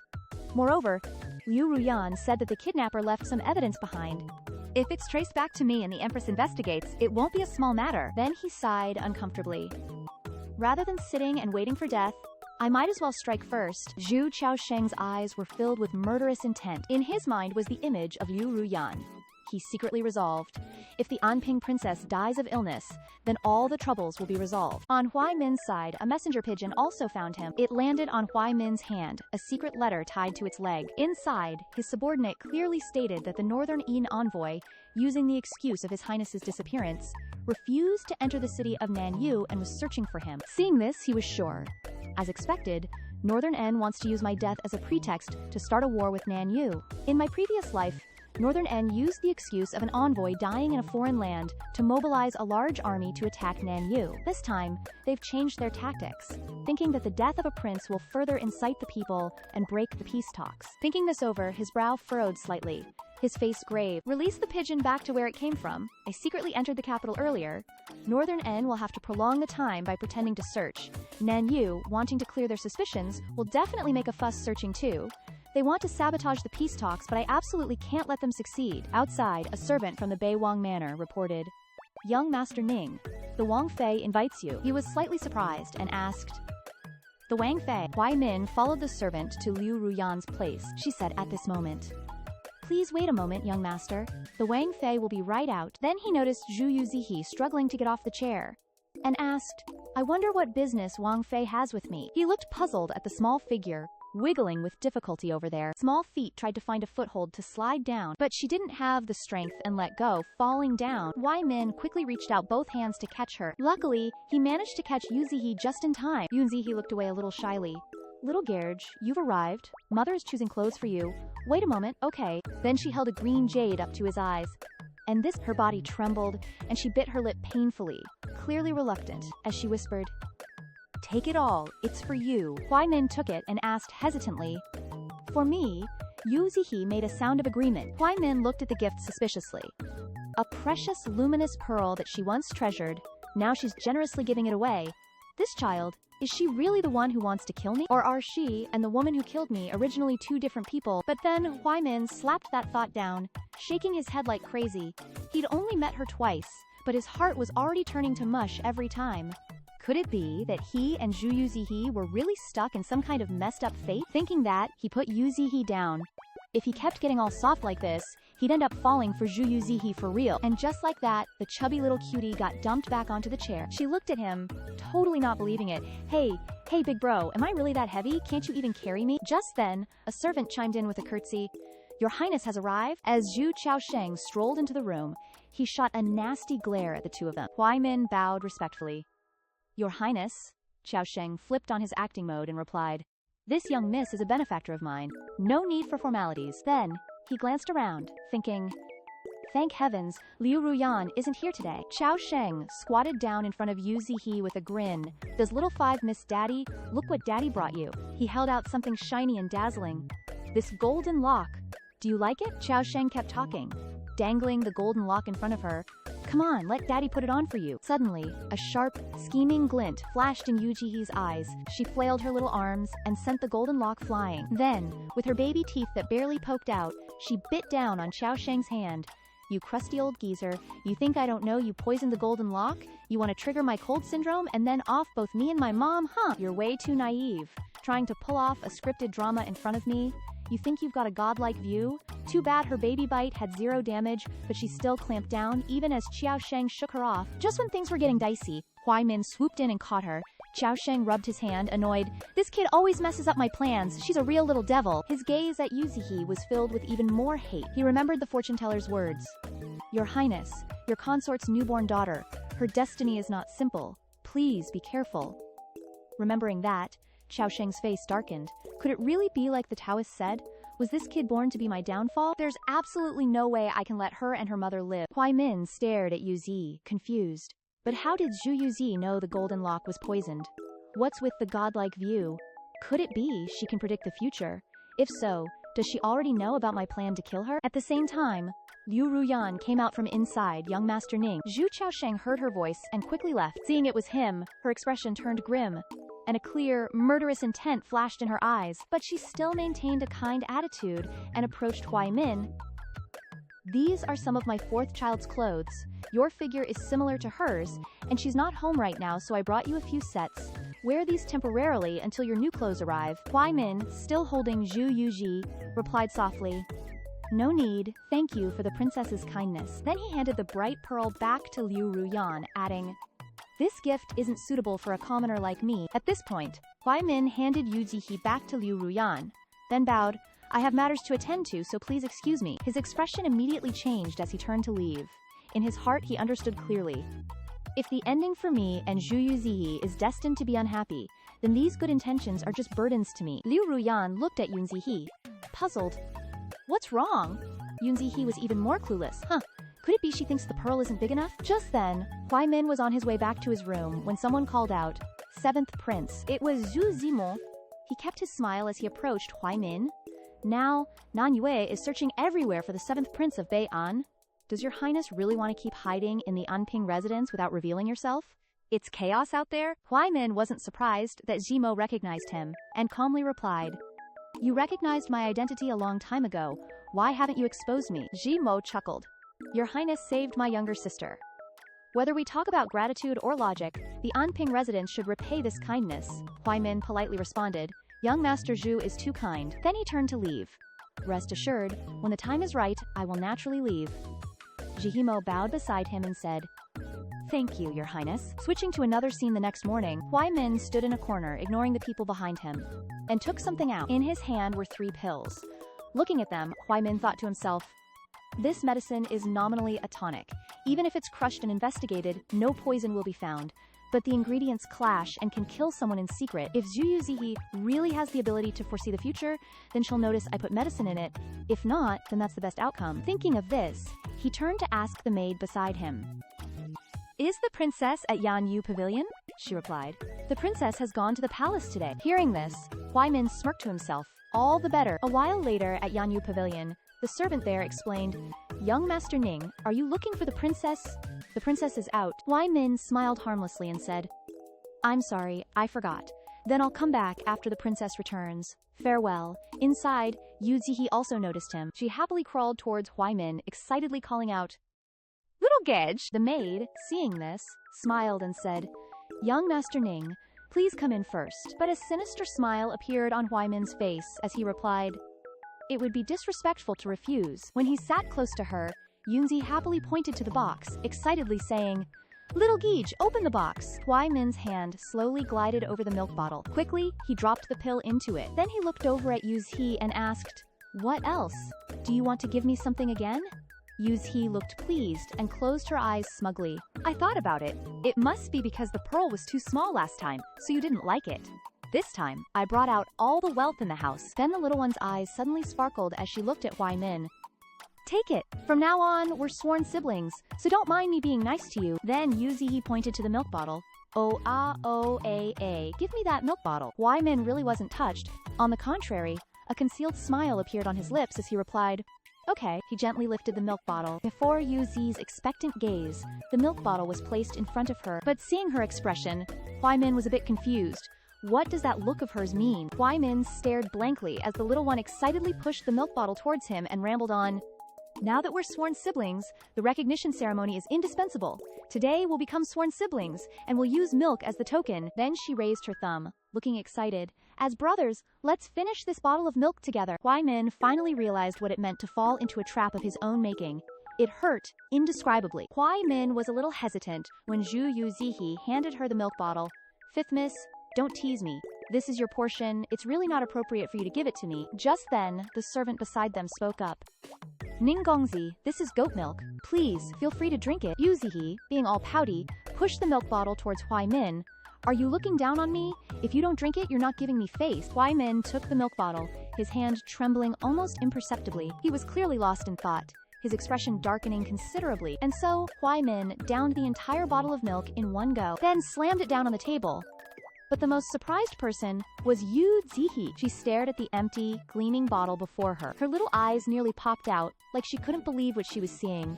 In her head, she was screaming, "No way, I didn't mean for you to drink it all. That was my daily portion. I just wanted you to take a little sip to be polite, but you didn't leave me a single drop." At that moment, Yun Zihi forced a wobbly smile. "Do you know how big of a deal it is for a self-aware kid to drink her milk?" But then she kind of just deflated. The poor kid just lost all her milk. Huai Min's plan was foiled, and he clenched his fists as he left. He rushed out the door, leaving the deprived Zhu Yu Zhi behind, staring after him in confusion. Yu Zihi sat there, watching him, and internally speculated, "He's angry. But I was just complaining a little. I didn't expect this kid to be even more sensitive than me." Meanwhile, Huai Min hurried back to his room. He quickly rummaged for something under his pillow. It was a vial of pills. Huai Min swiftly poured a pill into his palm. He immediately popped the pill into his mouth, then flopped onto the bed. Judging by that furious expression, you could tell just how much the pill burned. That Zhu Yu Zhi is my total nemesis. Thinking of that, Huai Min tilted his head and closed his eyes. Good thing she still left me an antidote. But it wasn't completely useless, at least judging from her inner thoughts. She didn't suspect that I was trying to harm her. It's just that I missed this opportunity, and it'll be harder to strike next time. Perhaps it's time for me to leave. Just then, the medicine started to take effect. Huai Min couldn't hold on any longer and fell unconscious. And so, time passed. That evening, while Huai Min was asleep, a shadowy figure appeared. Huai Min's eyelids fluttered open, and he vaguely made out Zhu Yu Zhi's figure. Yu Zhi sat beside him, her eyes filled with curiosity. Seeing Huai Min wake up, she excitedly jumped up and down. Little brother, are you okay? Different from her, Huai Min was shocked and screamed, ah! Huai Min wearily sat up and said, Fifth miss. Why are you here? Yu Zhi thought to herself. I heard you didn't eat dinner tonight, so my big brother sent me to visit you. He saw you were asleep, so he went back first. Yu Zhi then noticed the mark on Huai Min's neck. She immediately pounced on his back. Little brother, are you sick? Weakened by his illness, he could only helplessly endure it. Yu Zhi tugged at his collar, his throat feeling like it was being strangled by fate. Huai Min struggled to say, I'm just allergic to goat milk, cough cough, let go. Yu Zhi, upon hearing this, instantly became embarrassed. Sorry, my limbs are newly installed and not fully under control yet. Then she blamed it all on the goat. That goat is so annoying. How could it make you allergic? But when she looked down, Huai Min had already closed his eyes and fallen asleep. Yu Zhi blankly thought, ah, little brother. Her eyes couldn't help but show admiration. Wow, youth is so great. He just lies down and falls asleep. So she plopped down next to him and yawned. Little brother, with our relationship, if you can't soften your heart and forgive me, then be tough and forgive me. Just then, Huai Min cautiously opened one eye. He looked at Yu Zhi, snoring next to him, feeling helpless. Who's the one who falls asleep as soon as they lie down? No sooner had he finished thinking than Yu Zhi grabbed his neck. You could say, though small in stature, she's got a big presence. I thought for a second. I was almost meeting my grandma. After that, Huai Min received an added bonus. A punch to the cheek. How can I sleep now? Huai Min rubbed his cheek and sat up. He looked at Yu Zhi with a contemplative expression. He reached for the blanket beside him. There's no one in the room as long as I cover myself with the blanket. But before Huai Min could act, Zhu Yu interrupted. He didn't know when he stood behind them and chuckled. It's the middle of the night. Does 7th Prince want to admire the moon with me? Zhu Yu Zhi reached for the blanket, thinking, there's no one here. I'll just hide under the covers. Zhu Yu suddenly appeared behind her. It's late, 7th Highness. Care to join me for some moon viewing? Huai Min could only sigh. What a pity. Then she turned to look at him.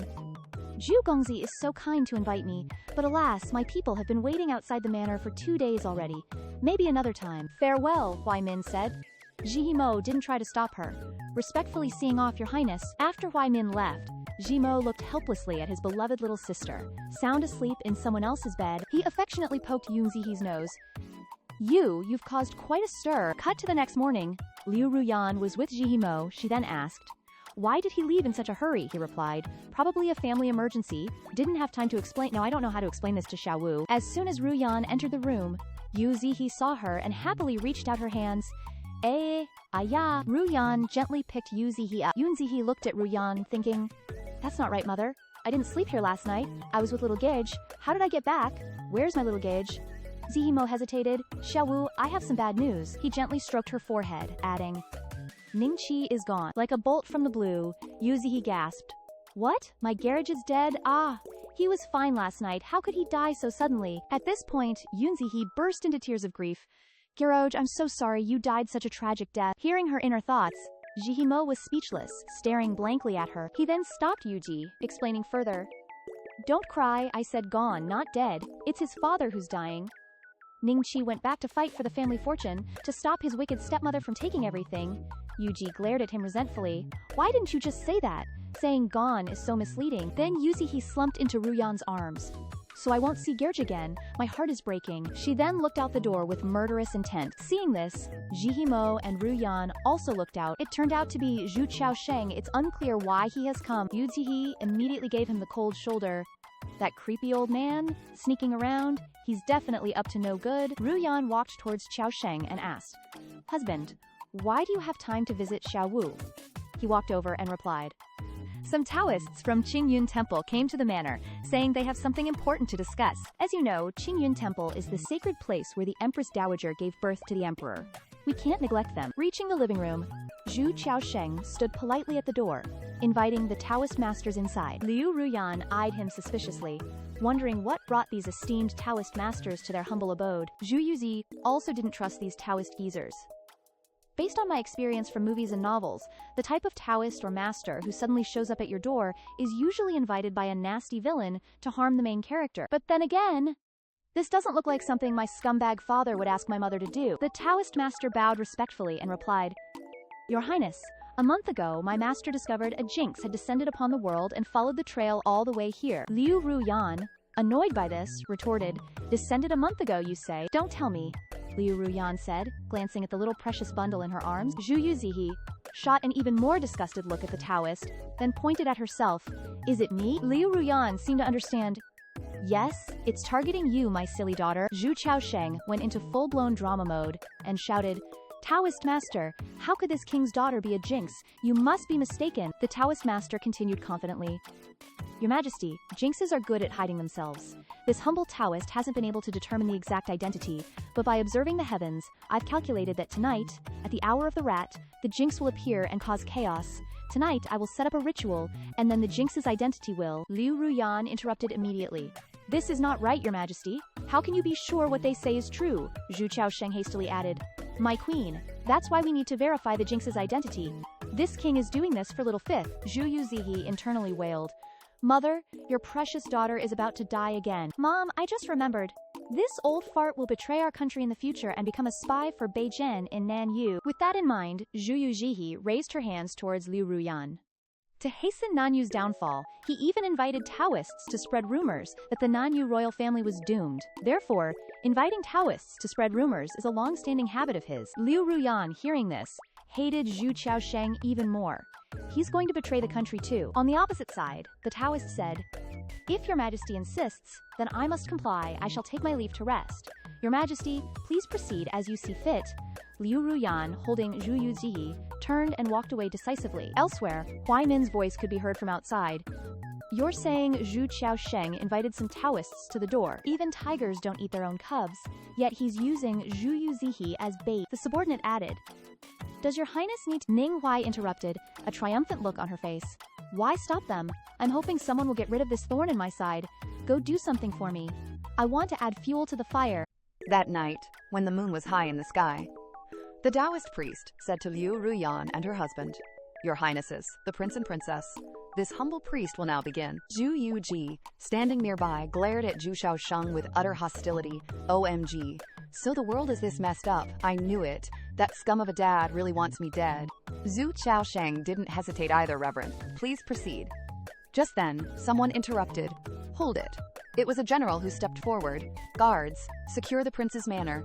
No one enters or leaves tonight." Zhu Qiaosheng, in disbelief, questioned, "General Fei, what is the meaning of this from your patrol?" General Fei approached, his expression stern, and reported, "Your Highnesses, I received information that the Taoist priest from Yunguan predicted a jinx would appear at the prince's manor tonight. The emperor decreed the prince's manor be sealed off and ordered me to see what's going on." Hearing the emperor, Zhu Qiaosheng broke into a cold sweat, his voice trembling as he asked, "The emperor knows?" But then he glanced at Liu Ruyan, secretly rejoicing. Heaven is truly on my side. Once Zhu Yu Zhi is identified as the jinx, even the empress can't save them. Without hesitation, Zhu Qiaosheng said, "Reverend, please begin." Upon receiving the order, the Taoist priest replied, "Understood." He then grabbed a talisman and chanted an incantation. With professional flair, he tossed the talisman into the air. The moment it left his hand, it burst into flames. The flames grew larger and then descended downwards. The talisman fell to the ground and began to burn into a character right in front of General Fei and the others. The fiery strokes became increasingly clear. General Fei looked at it and exclaimed, "5." Those behind him also saw it, and the murmurs grew louder. Could it be the Zhu family's fifth miss? Is the fifth miss a jinx? Zhu Yu Zhi was speechless at the scene before her, looking at the people with a look of contempt.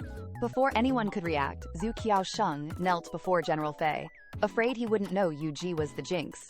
In a panicked voice, he explained, "General Fei, there must be some misunderstanding. My fifth daughter is not a jinx."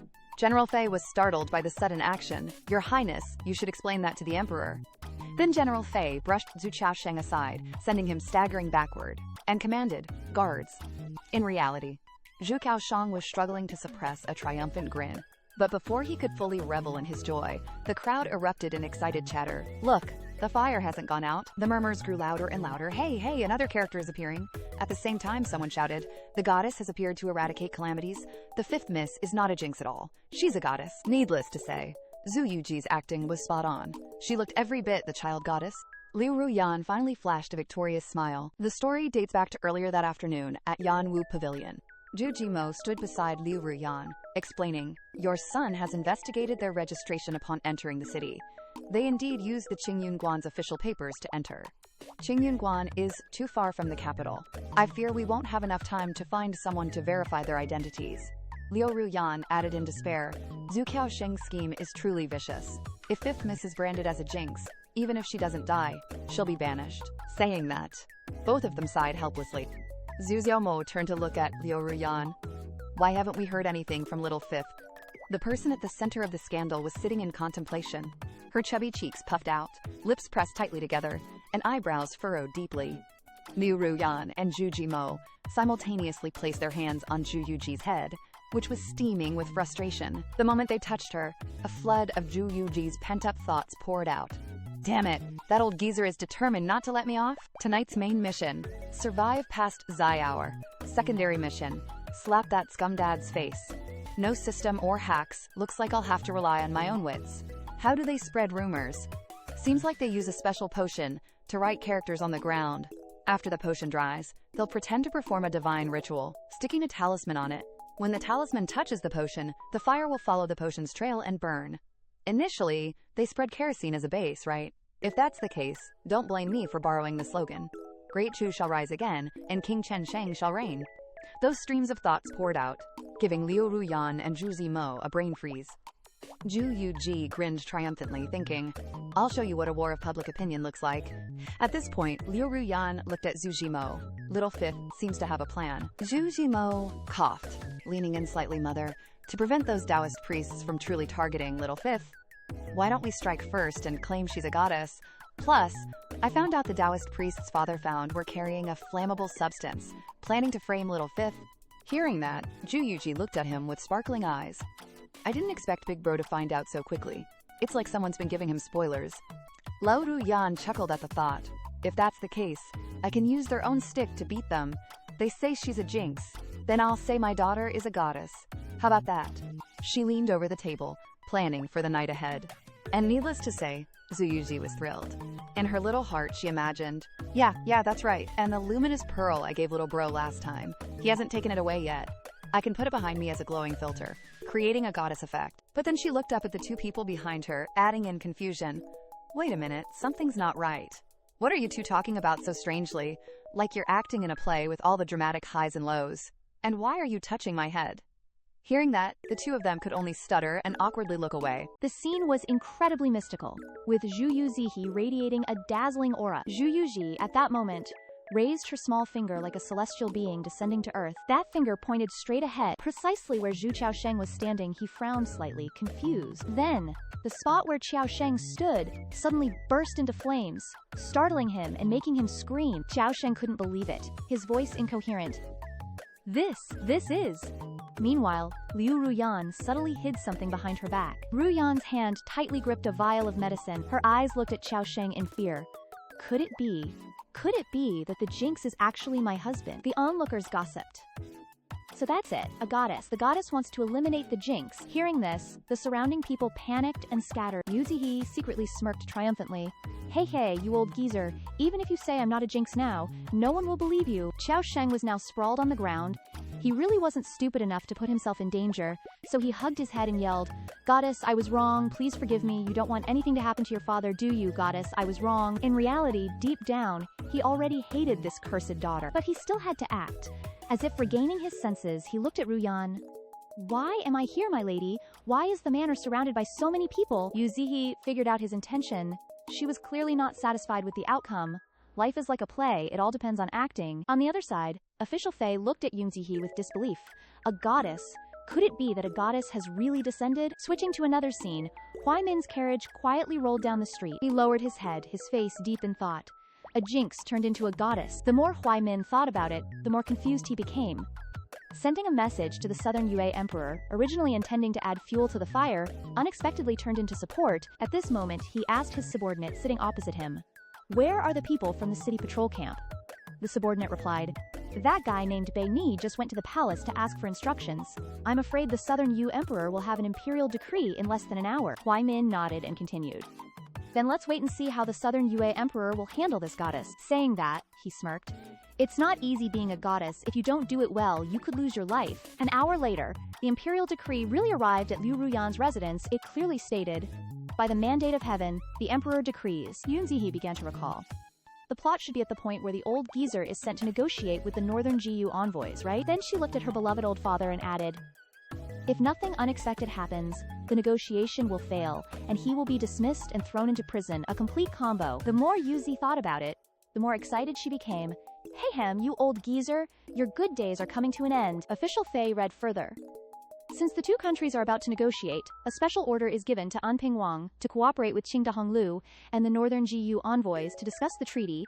Yu Zihe raised her hand excitedly upon hearing this, HMPH, as expected. Then he added, "It is said that the fifth daughter of An Ping Wang has the destiny of a goddess, and she is allowed to enter the hall on the day of the negotiation to pray for the success of the negotiation." At this moment, Yu Zihe looked at Ruyan. Her little heart screamed inwardly, "Why is it related to me again?" Hearing about the peace talks with Bei Yan, Zhu Yu Zhi felt a chilling dread creep into her heart. Bei Yan never intended to negotiate peacefully in the first place. How could I possibly convince them to agree to talks? Dream on. Besides, I wasn't even involved in the original plot, because according to the original storyline, after failing to swap out the female lead, that old geezer went on a scenic tour with his true love, conveniently dodging the peace talks.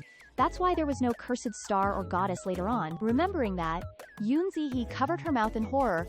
OMG, this isn't the script I read. Liu Ruyan, hearing her inner thoughts, anxiously glanced at Grandmaster Zhuang, who was reading the imperial decree.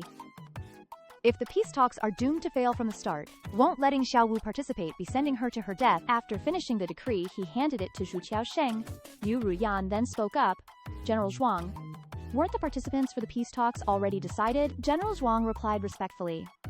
"His Majesty has his own considerations. The prince and princess consort only need to follow the decree.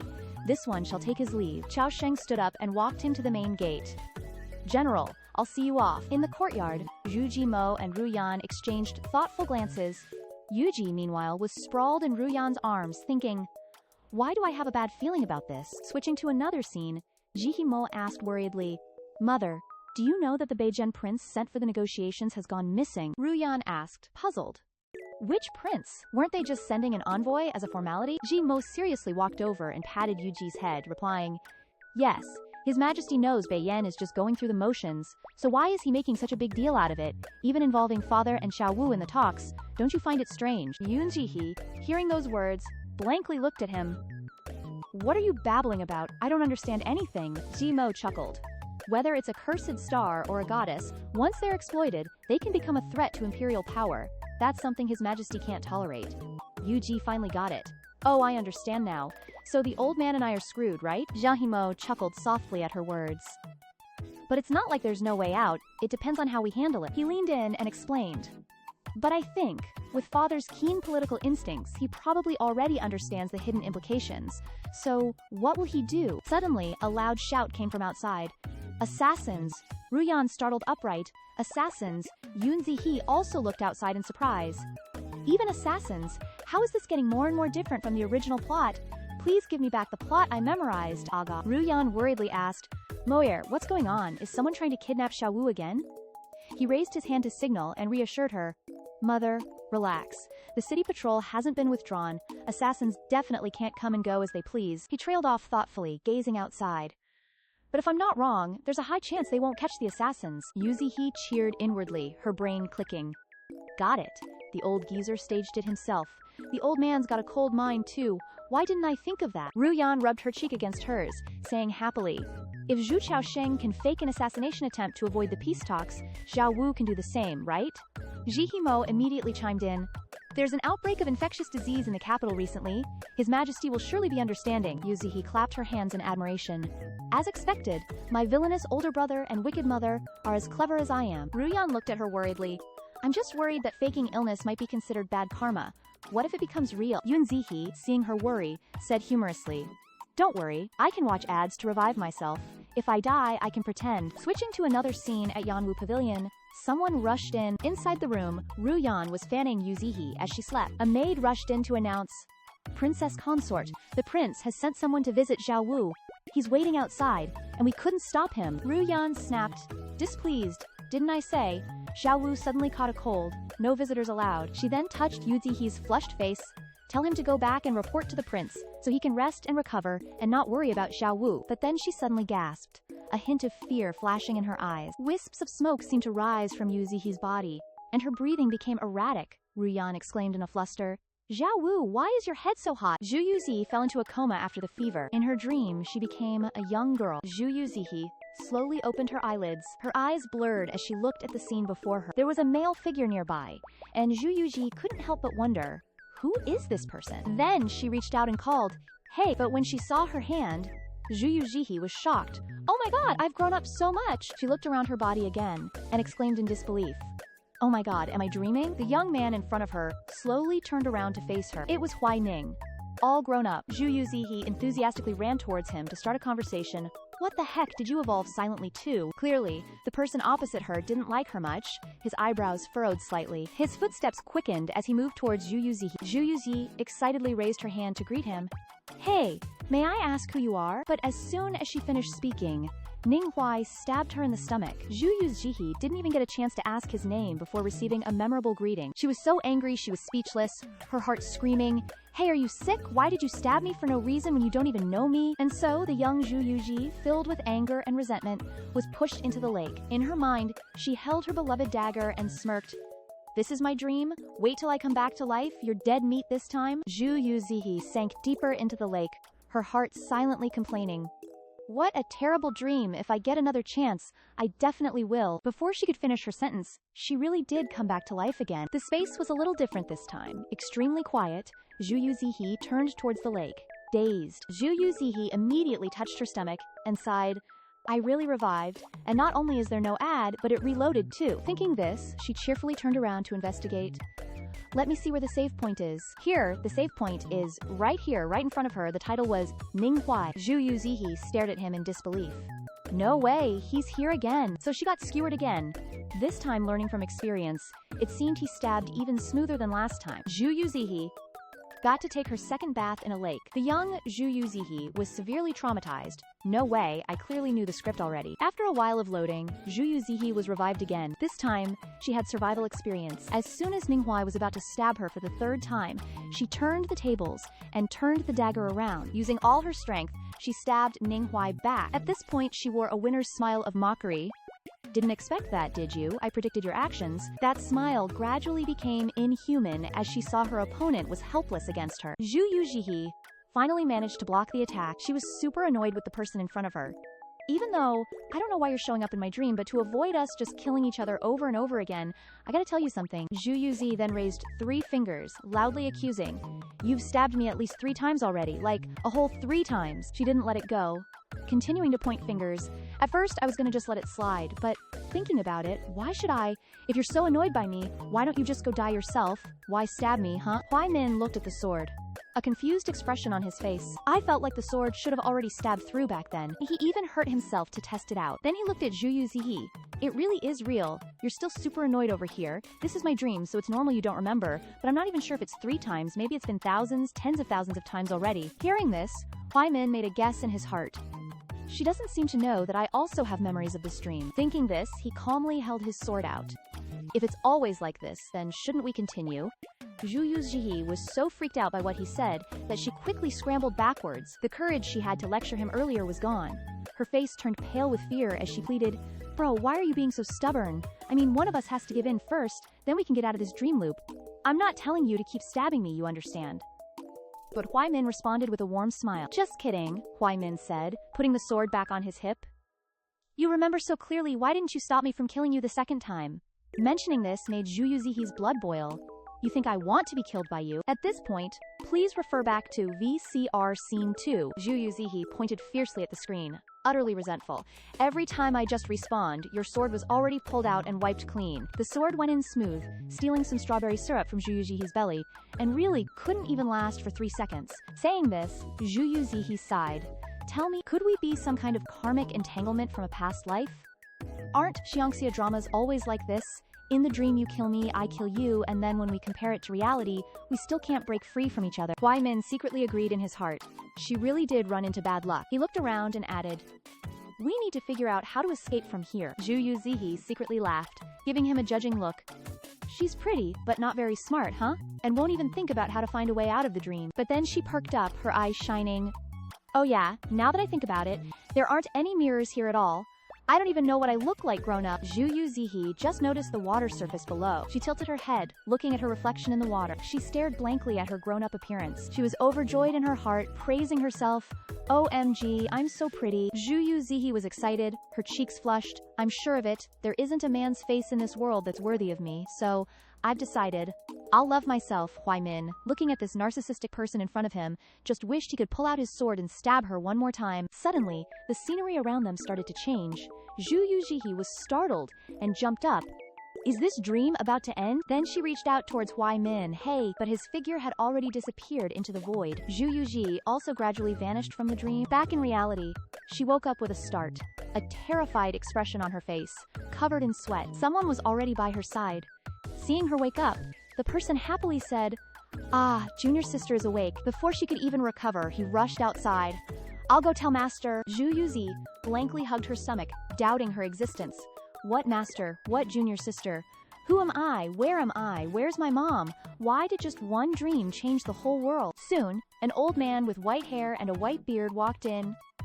Oh, this kid really is awake. Everyone then went to Zhu Yu Zhi's bedside. The old man chuckled and playfully pinched Zhu Yu Zhi's cheek. Little one, I am the Valley Master of the Medicine King Valley. Do you know why you're here? Hearing this, she was a bit confused. Huh? Her eyes then caught sight of Huai Min behind him. She instinctively reached for her safe zone, directly reaching her hand out towards Huai Min. She hugged him, wailing and complaining, "Little Garage, my half-sibling Garage, why are you here?" But all people heard outside was Uaa. The boy next to her, hearing this, blankly looked at her. What is little Shimei babbling about again? Zhu Yu Zhi happily pinched Huai Min's cheek. Huh, why do I feel like I'm a little bigger now? He suspiciously looked at her. This kid clearly didn't open her mouth to speak. Could it be? I can hear her thoughts. But strangely, I'm not surprised at all. Thinking this, he questioningly asked, "Do you know me?" That sentence wounded the young girl Zhu Yu Zhi's little heart. She clutched her chest, feeling wronged. The cold feeling in my heart isn't from a noisy argument, but when I'm standing right in front of you, and you say you don't know me. Have you forgotten already? We once hid in a basket, ran around because we were hungry, and even slept in the same bed. It's only been a few days, and you've already forgotten me. Huai Min then looked at Li Jiansheng and asked, After I woke up, I had many things I didn't understand. Then he looked at Zhu Yu Zhi, who was tearfully sniffling, and asked, Who exactly is this 3-year-old? Hearing this, Zhu Yu Zhi was stunned. In her heart, she screamed in disbelief. Me, 3 years old? Good heavens, no wonder I can't speak clearly. But why am I 3 years old now? I was just over 10 a moment ago. Could it be that I've entered another dream? Zhu Yu Zhi repeatedly punched her head. Wake up, wake up. Li Xiansheng then lightly coughed, giving the letter to Jing Shixiang. This child is your Shimai, Jingourer. Read the letter that your Shimai's mother left for you both to hear. He received the letter. But will little Shimai even understand? Saying this, he opened the letter. To my little daughter, Zhao Wu, because you suddenly fell ill and fell into a coma, I am completely helpless. I have no choice but to entrust you to Valley Master of Medicine King Valley, Li Xiansheng. Please accept her as your disciple, and take her back to the valley to be treated. From now on, you are a disciple of the Medicine King Valley. You must listen to Li Xiansheng, and not be naughty.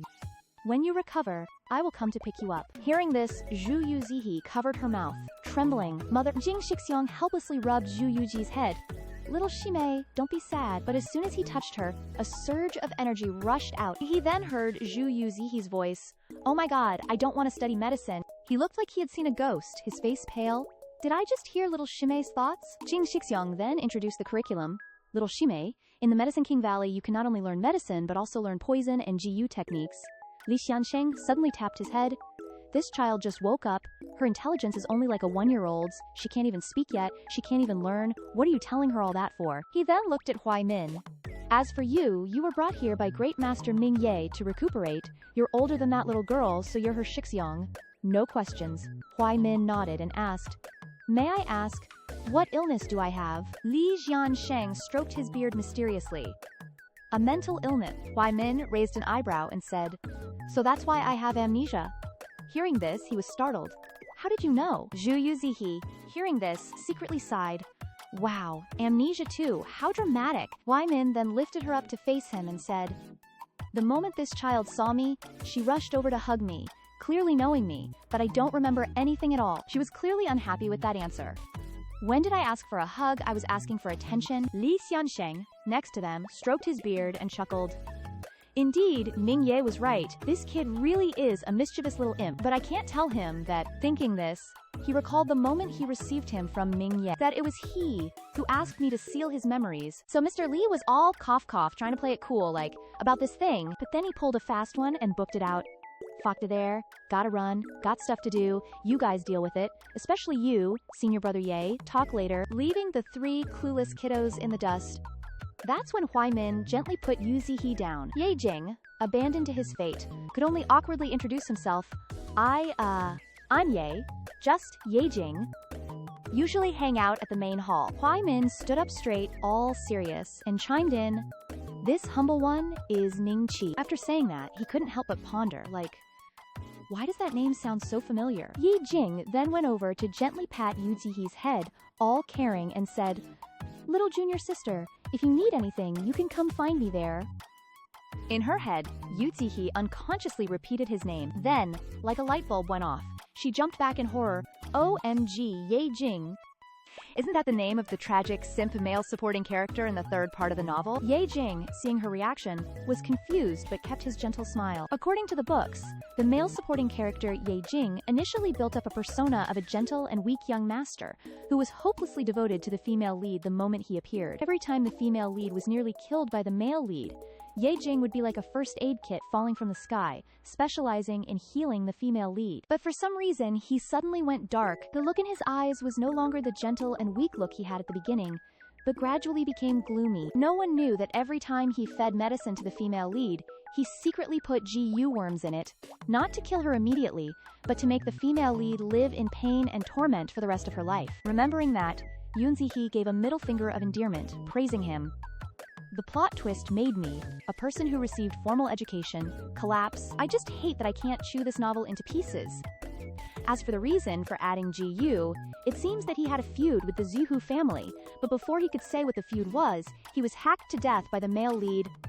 This rubbish plot doesn't explain anything and wants me to come and die. At this time, Ye Jing still had his hand on her forehead. All her sincere prayers were heard. Heaven is watching, earth is watching. Before I figure out Ye Jing's feud, don't let him find out that I'm from the Zhu family. Ye Jing stood there dumbfounded, racking his brain but not understanding anything. What is being a lick dog? Who is the female lead? What feud do I have with the Zhu family? Why don't I know? Yu Zhi then raised her hands towards Huai Min. The identity of the senior brother makes me tremble. He is the only good person here. Little brother, you are my only hope. Huai Min saw her teary-eyed expression, and receiving the signal, he stepped closer. But Ye Jing cut in, slapping Huai Min's hand. Ye Jing stood in front of her, smiling kindly. You should rest, let me guide. Little junior sister Huai Min didn't say much and decisively gave up. Okay, only Yun Zihi was behind him, unable to cry. Big brother, can't you see what's happening? After Huai Min left, he earnestly lectured. Little junior sister, listen to your senior brother, no man is trustworthy. Hearing these words, Yu Zihi could only look at him in silence. The night was quiet outside, and the moon was high in the sky. Huai Min lay in the room uncomfortably, clutching his forehead and sitting up abruptly. His breathing was erratic, and his eyebrows were furrowed. No, I still can't remember anything. Huai Min slumped back on the bed, frustrated. Why did I come here from Bei'an? Why did Grandmaster Ming Yi keep me here after all? The story goes back many years ago. When Huai Min was born, Grandmaster Ming Ye took him and knelt before the emperor. This monk is willing to guarantee with his life that the seventh prince is definitely not a demon. From then on, he became close to him. In Huai Min's mind, Grandmaster Min Yi would certainly not harm him, from childhood to adulthood. If there hadn't been someone protecting me in front of Father Emperor, I wouldn't have been able to live to this day. But I always have a feeling that that memory is very important. Thinking about it, he remembered when Yu Zihi threw herself into his arms that afternoon. Then, Huai Min suddenly woke up and sat up abruptly. Since I was born, I have been locked in the attic, and have never been to Nanyu. Yet, she recognized me. If I want to find my memory, then she is indeed an important clue. Zhu Yu Zhi was just sprawled out in her room, being a drama queen. Her eyebrows were all furrowed, feeling angsty inside. No way she could sleep like this. Zhu Yu Zhi rolled around like a dumpling. It's day N since she left home. Missing her mom, missing her mom, missing her mom. Seriously, she wanted to tell her mom she's not a wimp, but when night falls, all those thoughts boil down to one thing. Wah, I'm just a little baby missing her mama, why gotta treat me like this? Plus, originally, the female lead was some White Lotus illegitimate daughter who was the Dark Dad's obsession and became the fifth miss of the Anpingzhu Manor.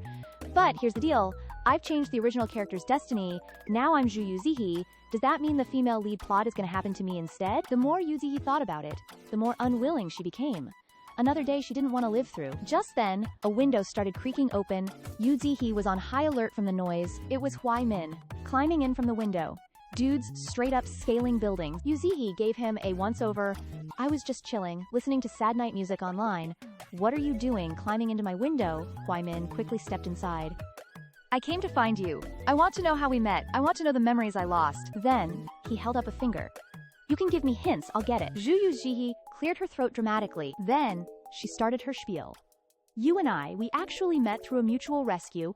You were a handsome little boy being chased by your evil stepmother, and I was a pretty little girl abandoned by my scumbag dad. In that dark, smoky night, a bamboo basket landed on us both, and we formed a bond that's hard to break. Then, you were almost killed by assassins sent by your stepmother. At the critical moment, I jumped out, applied medicine, stopped the bleeding, called for help, the whole shebang. So you came home with me, ate good food, wore nice clothes, slept in a comfy bed, but the peace didn't last. Happy news arrived. Your dad died. Okay, it got a little flowery, but she was just pointing to the sky, then saying he hid it from her, was extremely sad, and went back to inherit the $1 trillion estate. Yu Zhi sheepishly scratched her head. Okay, from a literary point of view, I embellished it a little, but you totally told me all this yourself. I'm not making it up. Huai Min's head was spinning. If you count my dad's concubines as stepmothers, then yeah, I have stepmothers, but those broads never gave a crap about me.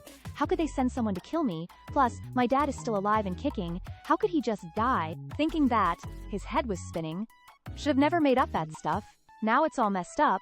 Could it be? Is there really something wrong with my brain? Suddenly, Yu Zhi got super close to him to observe him. Huai Min jumped back, startled. Ah, what are you doing? Yu Zhi stared at him intently, thinking. But seeing you again this time, I feel like you're different.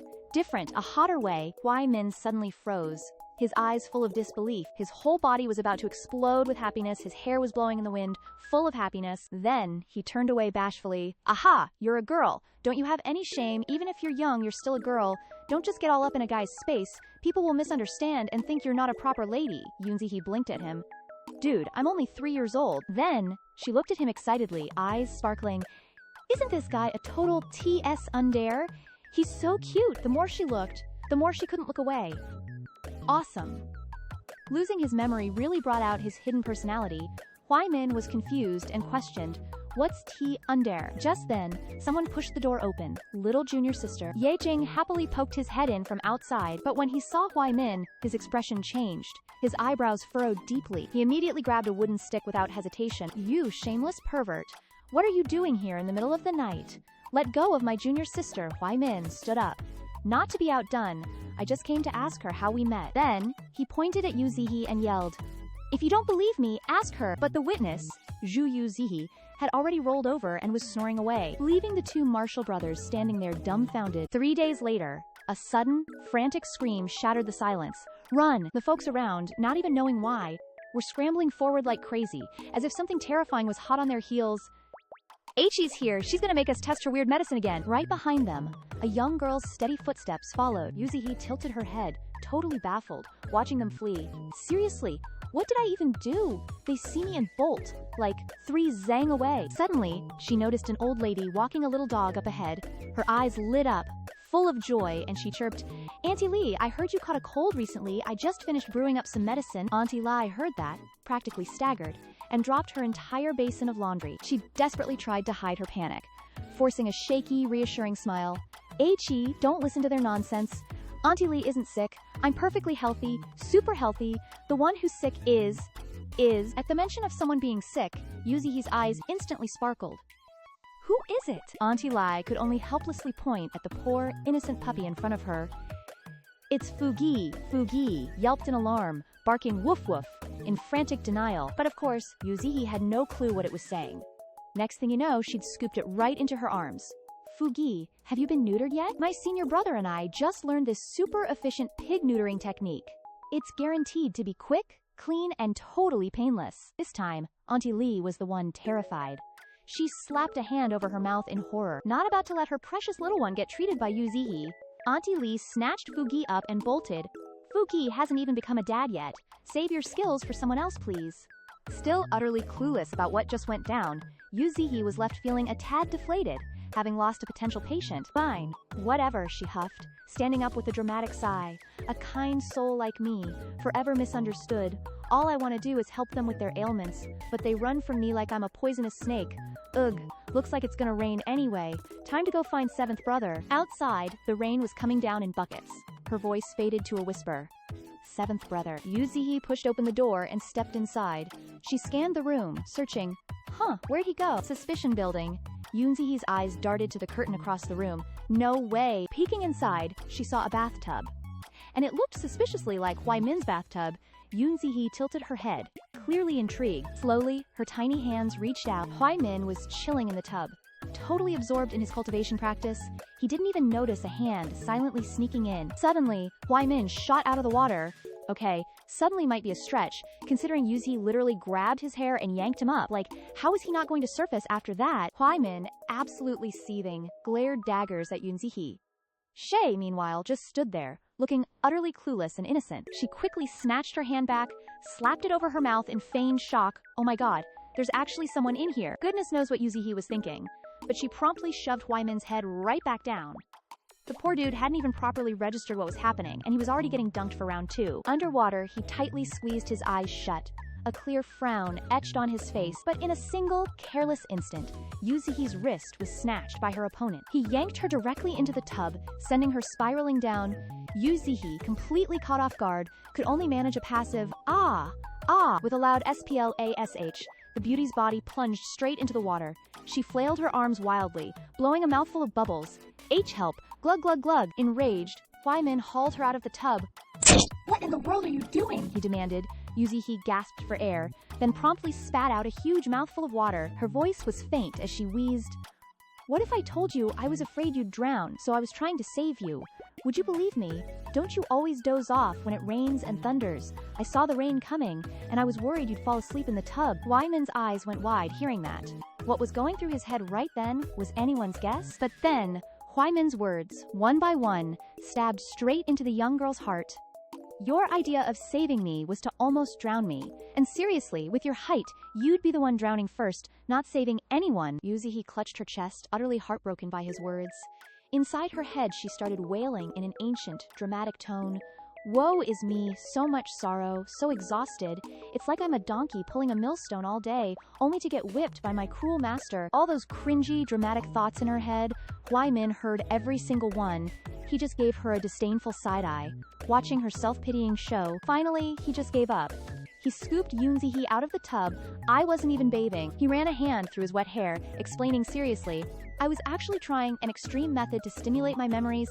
I need to figure out what exactly I forgot from my past." Zhu Yu Zhi stood looking at Hui Min and asked, "Brother, you want to find your memories, why don't you go to Master?" Hui Min didn't answer, he just put his cloak back on. In those dark and unpredictable eyes, she understood clearly. If he wanted to cure my amnesia, he would have done it long ago. He wouldn't have left me like this all this time. Thinking this, Hui Min coldly grabbed Zhu Yu Zhi by the back of her collar and swiftly carried her out of there. "Let's go, I'll take you home." Zhu Yu Zhi was uncomfortable with this action, struggling and resisting fiercely. "I don't want to, I want to sleep with you." Hui Min became even more annoyed and sternly rebuked. Boys and girls shouldn't share a bed after the age of 7. Seeing that force wouldn't work, Zhu Yu Zhi switched to a softer approach. Her eyes sparkled as she looked at Huai Min pleadingly. I'm only 6 years old. We can talk about the age of 7 when I'm 7. But this tactic met a brick wall. Huai Min resolutely refused. Zhu Yu Zhi had to use another trick, lowering her head with a pitiful look. I'll sleep here, it's going to storm soon, I have to be by your side or you'll have nightmares again. Hearing this, Huai Min smiled slightly, his eyes revealing a hint of affection. So she's worried about me. Huai Min remembered the times before when she would lie next to him and sleep. Come to think of it, for the past 3 years, every time it thundered, she had indeed come to sleep with me. But during those times, as long as she was here, I rarely had nightmares. Remembering this detail, Huai Min scratched his head helplessly. To the point that, now I'm not used to sleeping alone. He didn't refuse anymore, only sighed, showing his helplessness as he let her down. Alright, Zhu Yu Zhi achieved her goal, and landed on the ground with satisfaction. 10 points. Zhu Yu Zhi, as if afraid he would change his mind, immediately ran to the door. I'm going to change my clothes now. On the other side, in the camp, an endless argument was taking place. The god doesn't agree. The 7th prince negotiated for a long time to get the two countries to restore diplomatic relations, and it's only been 2 years. Why tear it up? But before he could finish his sentence, a sword flashed and pierced him straight through. It was the Zhenguo general, Juju Huaining Min. He said coldly, peace talks are just a means for the weak and incompetent. You are the top brave generals of Beiyan. Why not join me in directly taking the mountains and rivers of Nanyue? This general has already submitted a memorial to His Majesty. If this battle is lost, I am willing to be beheaded. If we lose, I will take responsibility. Huai Min was shocked to hear this and stared blankly at him. Huai Min reached out towards Bai Lei, softly calling, Juju, but as soon as he touched him, Bai Lemai's image vanished into nothingness. He panicked and looked forward again, his eyes showing surprise. A person sat high on the throne, with countless loyal ministers below. Soldiers shouted from outside, report! He knelt down to pay his respects. Your Majesty, Zhenguo General Bai Lei has fled with veteran soldiers. The emperor was shocked to hear this and shouted, what? The ministers below added, as expected of a foreigner, their hearts are despicable. Now that Beiyan has lost the battle, and Bai Lei has fled, how can we explain this to Beiyan? Huai Min stood in a corner observing. One minister bowed and reported, Your Majesty, this humble servant has a plan. The treaty was initially signed by the 7th Highness, and Bai Lei is the Juju of the 7th Highness. Why not send the 7th Highness to Nanyu as a hostage? This would also show the sincerity of Beiyan's peace talks. Huai Min stood there, anxiously waiting for the answer. He looked at the emperor without daring to blink. Father Emperor, what do you choose? Above the hall, the emperor was clearly in a bind. He remained silent, not answering. After a long time, he raised his head and made a decision with a question. 7th Prince, are you still practicing with Master Mingi? Hearing this, Huai Min laughed bitterly. The ministers below whispered among themselves. It seems His Majesty is prepared to abandon the 7th Prince. 2. It's clear that Beiyan broke the agreement first, yet the 7th Prince has to bear the consequences. How pitiful! Huai Min hugged his stomach and laughed loudly, mockingly saying, What was I expecting? Didn't I already know the outcome? He ran away, tears welling up in his eyes. His eyes were devoid of warmth as he glanced at the emperor. From childhood to adulthood, why am I always the one being abandoned? Based on what? Based on what? In a fit of resentment, a voice suddenly called out, 7th brother, 7th brother. It was Zhu Yu Zhi. It turned out that Huai Min was having a nightmare. She was worried beside him, calling his name 7th brother, brother. Huai Min then woke up with his eyes wide open, his whole body covered in sweat. As if breathing was no longer easy, he turned over uncomfortably and spat out a mouthful of blood. Zhu Yu Zhi was startled beside him. A moment later, outside Huai Min's courtyard, the old master's voice could be heard. You urgently dragged me here. Is it because Tang I Ning vomited blood? The old master, out of breath from being dragged along, asked, panting. Well, where's the blood? Zhu Yu Zhi honestly pointed to the bed. It's here, it's here. But seeing that there was no blood where it had been before, Zhu Yu Zhi flew closer to Huai Min and asked, Wait, bro, are you a lightning bolt? How did you clean up so fast? Huai Min looked at her face, then looked back at the old master and explained, It's just that I've been worrying too much lately, and today I was stimulated and choked, so I spat it out. I'm fine now, and I actually feel better. The old master stroked his beard and turned away. Then I won't interfere anymore, I'm leaving. Zhu Yu Zhi looked at him suspiciously. She wasn't about to let the old man leave in peace, directly grabbing his hair. Master, you're already here, aren't you going to examine him? Meanwhile, Huai Min clutched his head in discomfort, as painful memories surfaced, causing him to become agitated. The old master, having a clump of hair pulled out, awkwardly looked at Huai Min. I've waited 3 years. A few more days won't matter. What's coming will come soon. Huai Min lowered his head, his pale lips slightly curved. It's because this disciple spent 3 idle years in the valley that I'm so anxious. The old master, once released, leisurely departed. Zhu Yu Zhi looked at him, puzzled. What were you guys talking about? All veiled and mysterious? She then flew over, tilting her head to look at Huai Min inquisitively. Was this dream especially scary? Tell me about it. Huai Min feigned ignorance, looking in another direction. I don't remember clearly. Then he pinched her cheeks, quickly changing the subject. This isn't important. You can go back to sleep now. Zhu Yu Zhi, taking advantage of his lack of guard, pounced on him. I'm still not at ease. Let's sleep together.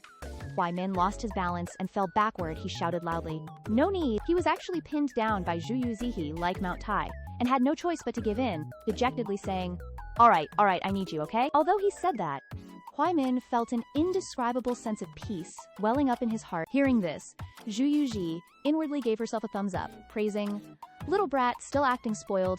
Clearly you're so touched you could cry. Hearing that smug inner monologue, Huai Min's sense of being touched vanished entirely, and he directly flung the blanket over her. Watching Zhu Yu Zhi struggle miserably in the large blanket, Huai Min darkly lowered his head and asked, Do you believe in fate? Zhu Yu Zhi then popped out and started rambling. That depends on what kind of fate it is. For example, if your left eye twitches, you'll get money. If your right eye twitches, you'll encounter disaster. If my left eye twitches, I believe it. If my right eye twitches, then it's just a twitching eyelid. After rambling for a while, she still didn't forget to criticize the young man before her with a sympathetic tone. No wonder this kid believes in feudal superstitions. He goes dark as soon as there's thunder. He's really not cut out to be a CEO. He just has CEO disease. The more Huai Min listened, the more confused he became. What feudal? What CEO? Zhu Yu Zhi placed her hand on his shoulder, with a trustworthy expression, said, Don't be afraid, even though you're just an NPC, I won't abandon you. Rest assured, you have a disease, I have the cure. On Huai Min's side, he clearly understood her intentions, and threw out 4 words to suppress this two-faced person. No you don't, Zhu Yu Zhi, exposed, cried out in distress, Damn it, how did you see through me? She had no choice but to deploy another plan. You must not be afraid of sickness and avoid treatment, okay? This medicine of mine specializes in treating blackening. Even Black Widow would want to remarry after taking it. However, it has some side effects, but hey, medicine is 3 parts poison. Huai Min seized the key point and asked back, Only 3 parts poison? Recalling a past memory, an old man with trembling hands and feet came to Zhu Yu Zhi, complaining, What kind of medicine did you prescribe for me? Why have I had diarrhea for 3 days straight? Zhu Yu Zhi scratched her head awkwardly at the time. Didn't you have a toothache? This is indeed medicine for toothache. You just need to take another dose, and I guarantee you won't have a toothache for the rest of your life. Huai Min teased from the side. That's right. After drinking it, you can move on to the next life. At that, the memory ended. Huai Min still thought it was better to protect his life. He rolled onto the bed and sighed. Forget it, no need. If I knew it was you prescribing the medicine, I'd think you were poisoning me. Feeling underestimated, her tiny heart twinged. How can this 37-degree mouth say such cold words? Huai Min added, All right, let's sleep. Zhu Yu Zhi, unable to achieve her goal, lay listlessly on the bed. She pulled the blanket and covered herself, avoiding being frozen to death by the man next to her. Okay, I'm going to sleep too. Half an hour later, Zhu Yu Zhi quickly fell asleep. The room was extremely quiet. Huai Min was still awake at this time. He saw that Zhu Yu Zhi had fallen asleep, then opened his eyes, containing indescribable thoughts. At this moment, Huai Min gently withdrew his hand from Yun Zihi's body. Seeing that she was asleep, and even drooling, he reached out and brushed away the hair covering Yu Zihi's forehead. Then, he got out of bed, trying to be as gentle as possible so as not to wake her. But that playful little girl was pretending to be asleep, and as soon as she felt Huai Min leave, she opened one eye slightly. With an extremely smug look, she smirked sinisterly. The mantis stalks the cicada, unaware of the oriole behind. I knew you were hiding something from me. That strange behavior might fool others, but how could it escape my sharp eyes? Thinking this, Yun Zihi took the scarf she had prepared, giggled, and wrapped it around her head. Operation Follow-Up, officially launched. It can be said that she was extremely professional. Yun Zihi's skills were impeccable. She was sticking very closely to the target, Huai Min, who was walking ahead. Yu Zihi stopped and began to observe and assess the situation. Wait a minute, isn't this the forbidden area that Senior Brother has strictly forbidden us from coming to? She was starting to get a little scared. Cold sweat poured out. To be honest, The current situation was very much like a horror movie, the kind where people are told not to go, but the main character just rushes in to their death. Seeming to have thought things through, Yunzi tentatively turned around to make a run for it, returning to her cozy nest for a safe nap. There are survival rules in books. Don't pick up what you shouldn't, don't go where you shouldn't, and definitely don't eat what you shouldn't. But fate is fate. Before she could even take a step, Huai Min blocked her way. Seeing the person in front of her, Yunzi was scared, pale. Her little soul had already escaped. Huai Min nonchalantly crossed his arms and looked down at Yunzi, lazily asking, "Why aren't you following anymore?" After a long while, she came to her senses. The weapon in her hand instinctively flew away in shock. Can he blink and teleport? Seeing that she had been exposed, Yunzi took off the headscarf and explained hesitantly, "I don't dare to follow, I don't dare to follow, I don't want to be cannon fodder. But seriously, how did you know I was following you? I thought my disguise was perfect," Huai Min replied dismissively. "No one sleeps with their eyeballs still darting around." Yunzi quickly turned to leave. Since she had been discovered, the sooner she ran, the better. All right, you go ahead, I'm going back here, I'm out of here." But things weren't that easy to resolve. Huai Min immediately grabbed her by the collar and pulled her back. "This isn't for you to decide." Without asking if she wanted to, he directly carried the girl away. Now, Yunzi had to follow, even if she didn't want to. "I'm not going, you'll have to kill me first." Huai Min then granted her wish, turning to look at Yunzi with an extremely friendly smile. "In that case, go die." Hearing those words, the little beauty Yunzi felt as if her heart had turned cold. "Oh my god, your face suddenly turned so evil. If I wasn't sure you were just a minor character, I would have thought you were a villain turning on people." Knowing her place, Yunzi gave a forced smile and replied, "Since it's elder brother forcing younger sister to go, then I'll go." In fact, she already had a plan, a delaying tactic. The first step in a strategic retreat. Huai Min smiled very gently, releasing Yunzi. "You go first." Seeing how things were shaping up, the first step had failed before it even began. Yunzi quickly became flexible. If one plan didn't work, she'd think of another. Risking her life, she immediately rolled around on the ground. "I'm not going, not going, not going." Seeing that the young man in front of her didn't move, she slightly opened her eyes to observe. Why isn't he reacting? But Huai Min put his hand into his inner pocket, plotting to take out something dangerous. Yunzi was scared, stiff. Death was close at hand. Oh no, is he really gonna pull out a knife on me? Agile, I have to be agile. She quickly stood up and trotted forward. "Actually, I've been extremely curious about the forbidden area for a long time. I like adventure, I like to seek death. Let's go quickly." Seeing Yunzi change her face so quickly, Huai Min was a little confused. "I originally planned to take out the jade pendant to lure her, but I didn't expect her to agree before I could even offer it." Huai Min revealed a rare smile. He went to take Yunzi's hand in an extremely gentle voice. "Let's go." And so the two of them entered the forbidden area. Having walked for who knows how long, Huai Min finally stopped. Zhu Yu Zhi couldn't help but feel tense, looking towards the unknown future ahead and crying silently in her heart. "He's not planning to drag me to someplace and then deal with me, is he?" Huai Min, looking at the cowardly person below, was speechless. He had no choice but to try and calm the little soul. "Rest assured, I won't do anything to you." Then he added, "Close your eyes." Zhu Yu Zhi immediately jumped back 100 steps. "Really? So mysterious. You're not planning to take advantage of me closing my eyes to ambush me, are you?" Huai Min was helpless. "If I wanted to make a move on you, would I need to bring you all the way here?" Zhu Yu Zhi thought it made sense, so she carelessly closed her eyes anyway. "Okay, I'm closing them," but she still didn't forget to glare and point a warning finger. "Let me tell you in advance, no ambushing. Although I might seem resigned, deep down, I'm still afraid of death." Hearing this, he could only suppress his anger. His smile incredibly distorted. "I said I wouldn't, so I won't." After that, he took out a small bag from his sleeve. Seeing Zhu Yu Zhi cooperating so obediently by closing her eyes, he didn't say anything more. Then he took out a cloth and blindfolded her. Feeling that, Zhu Yu Zhi angrily clenched her fist. "Wow, you really don't trust me at all. This is an insult to my character." Huai Min, hearing her fuss, felt his temples throb. "Is it not worth it to trust you that much?" Zhu Yu Zhi pouted in accusation. "It is. You're right to insult me." After finishing that, Huai Min was finally relieved and stood up. Taking something out of the bag, he scattered the white powder onto his hand, then let it drift around with the breeze. After a long while, Huai Min finally spoke. "You can open your eyes now." Zhu Yu Zhi showed her distaste, raising her chin in disdain. "So fast, wasting time just to tie a knot." She was still uncomfortable, muttering as she untied the cloth.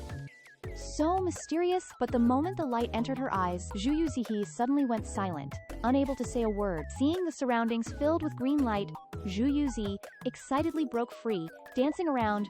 Wow, this is too much like an idol drama. She excitedly looked at Huai Min and asked, "Did you set this up?" Huai Min looked at her lovingly. "Have you forgotten that today is your birthday?" Then he took out the jade pendant he had prepared and gave it to her. Zhu Yu Zhi looked at the small object in his hand with suspicion. "This is for me." Huai Min placed it in Zhu Yu Zhi's hand and said softly, "A fine day meets a beautiful occasion. Wishing you good luck." Zhu Yu Zhi happily hugged the jade pendant to her chest. "Thank you, seventh brother. I really like it." She looked at the surrounding scenery and asked, puzzled, "But how did you call so many fireflies?" Huai Min replied, "I happened to see in an ancient book that there's a type of medicinal powder that can attract fireflies. Luckily, there's no shortage of ingredients in the valley, so I tried making some." Then he grinned mischievously and began to tease. "Why don't you learn from me and do more things that neither harm others nor yourself?" Zhu Yu Zhi didn't bother to pay attention, raising her chin in disdain. "Even in such a beautiful scene, you still don't forget to mock me." Huai Min then added, "Let's not talk about that anymore. Actually, this surprise was also learned from you," Zhu Yu Zhi exclaimed in confusion. He explained, "That's right, you once said that to prepare a surprise for someone, you must first criticize and then praise. The more you criticize at first, the happier they'll be later." Zhu Yu Zhi never expected this day to come. She covered her face in horror. I remember everything now, that terrifying day."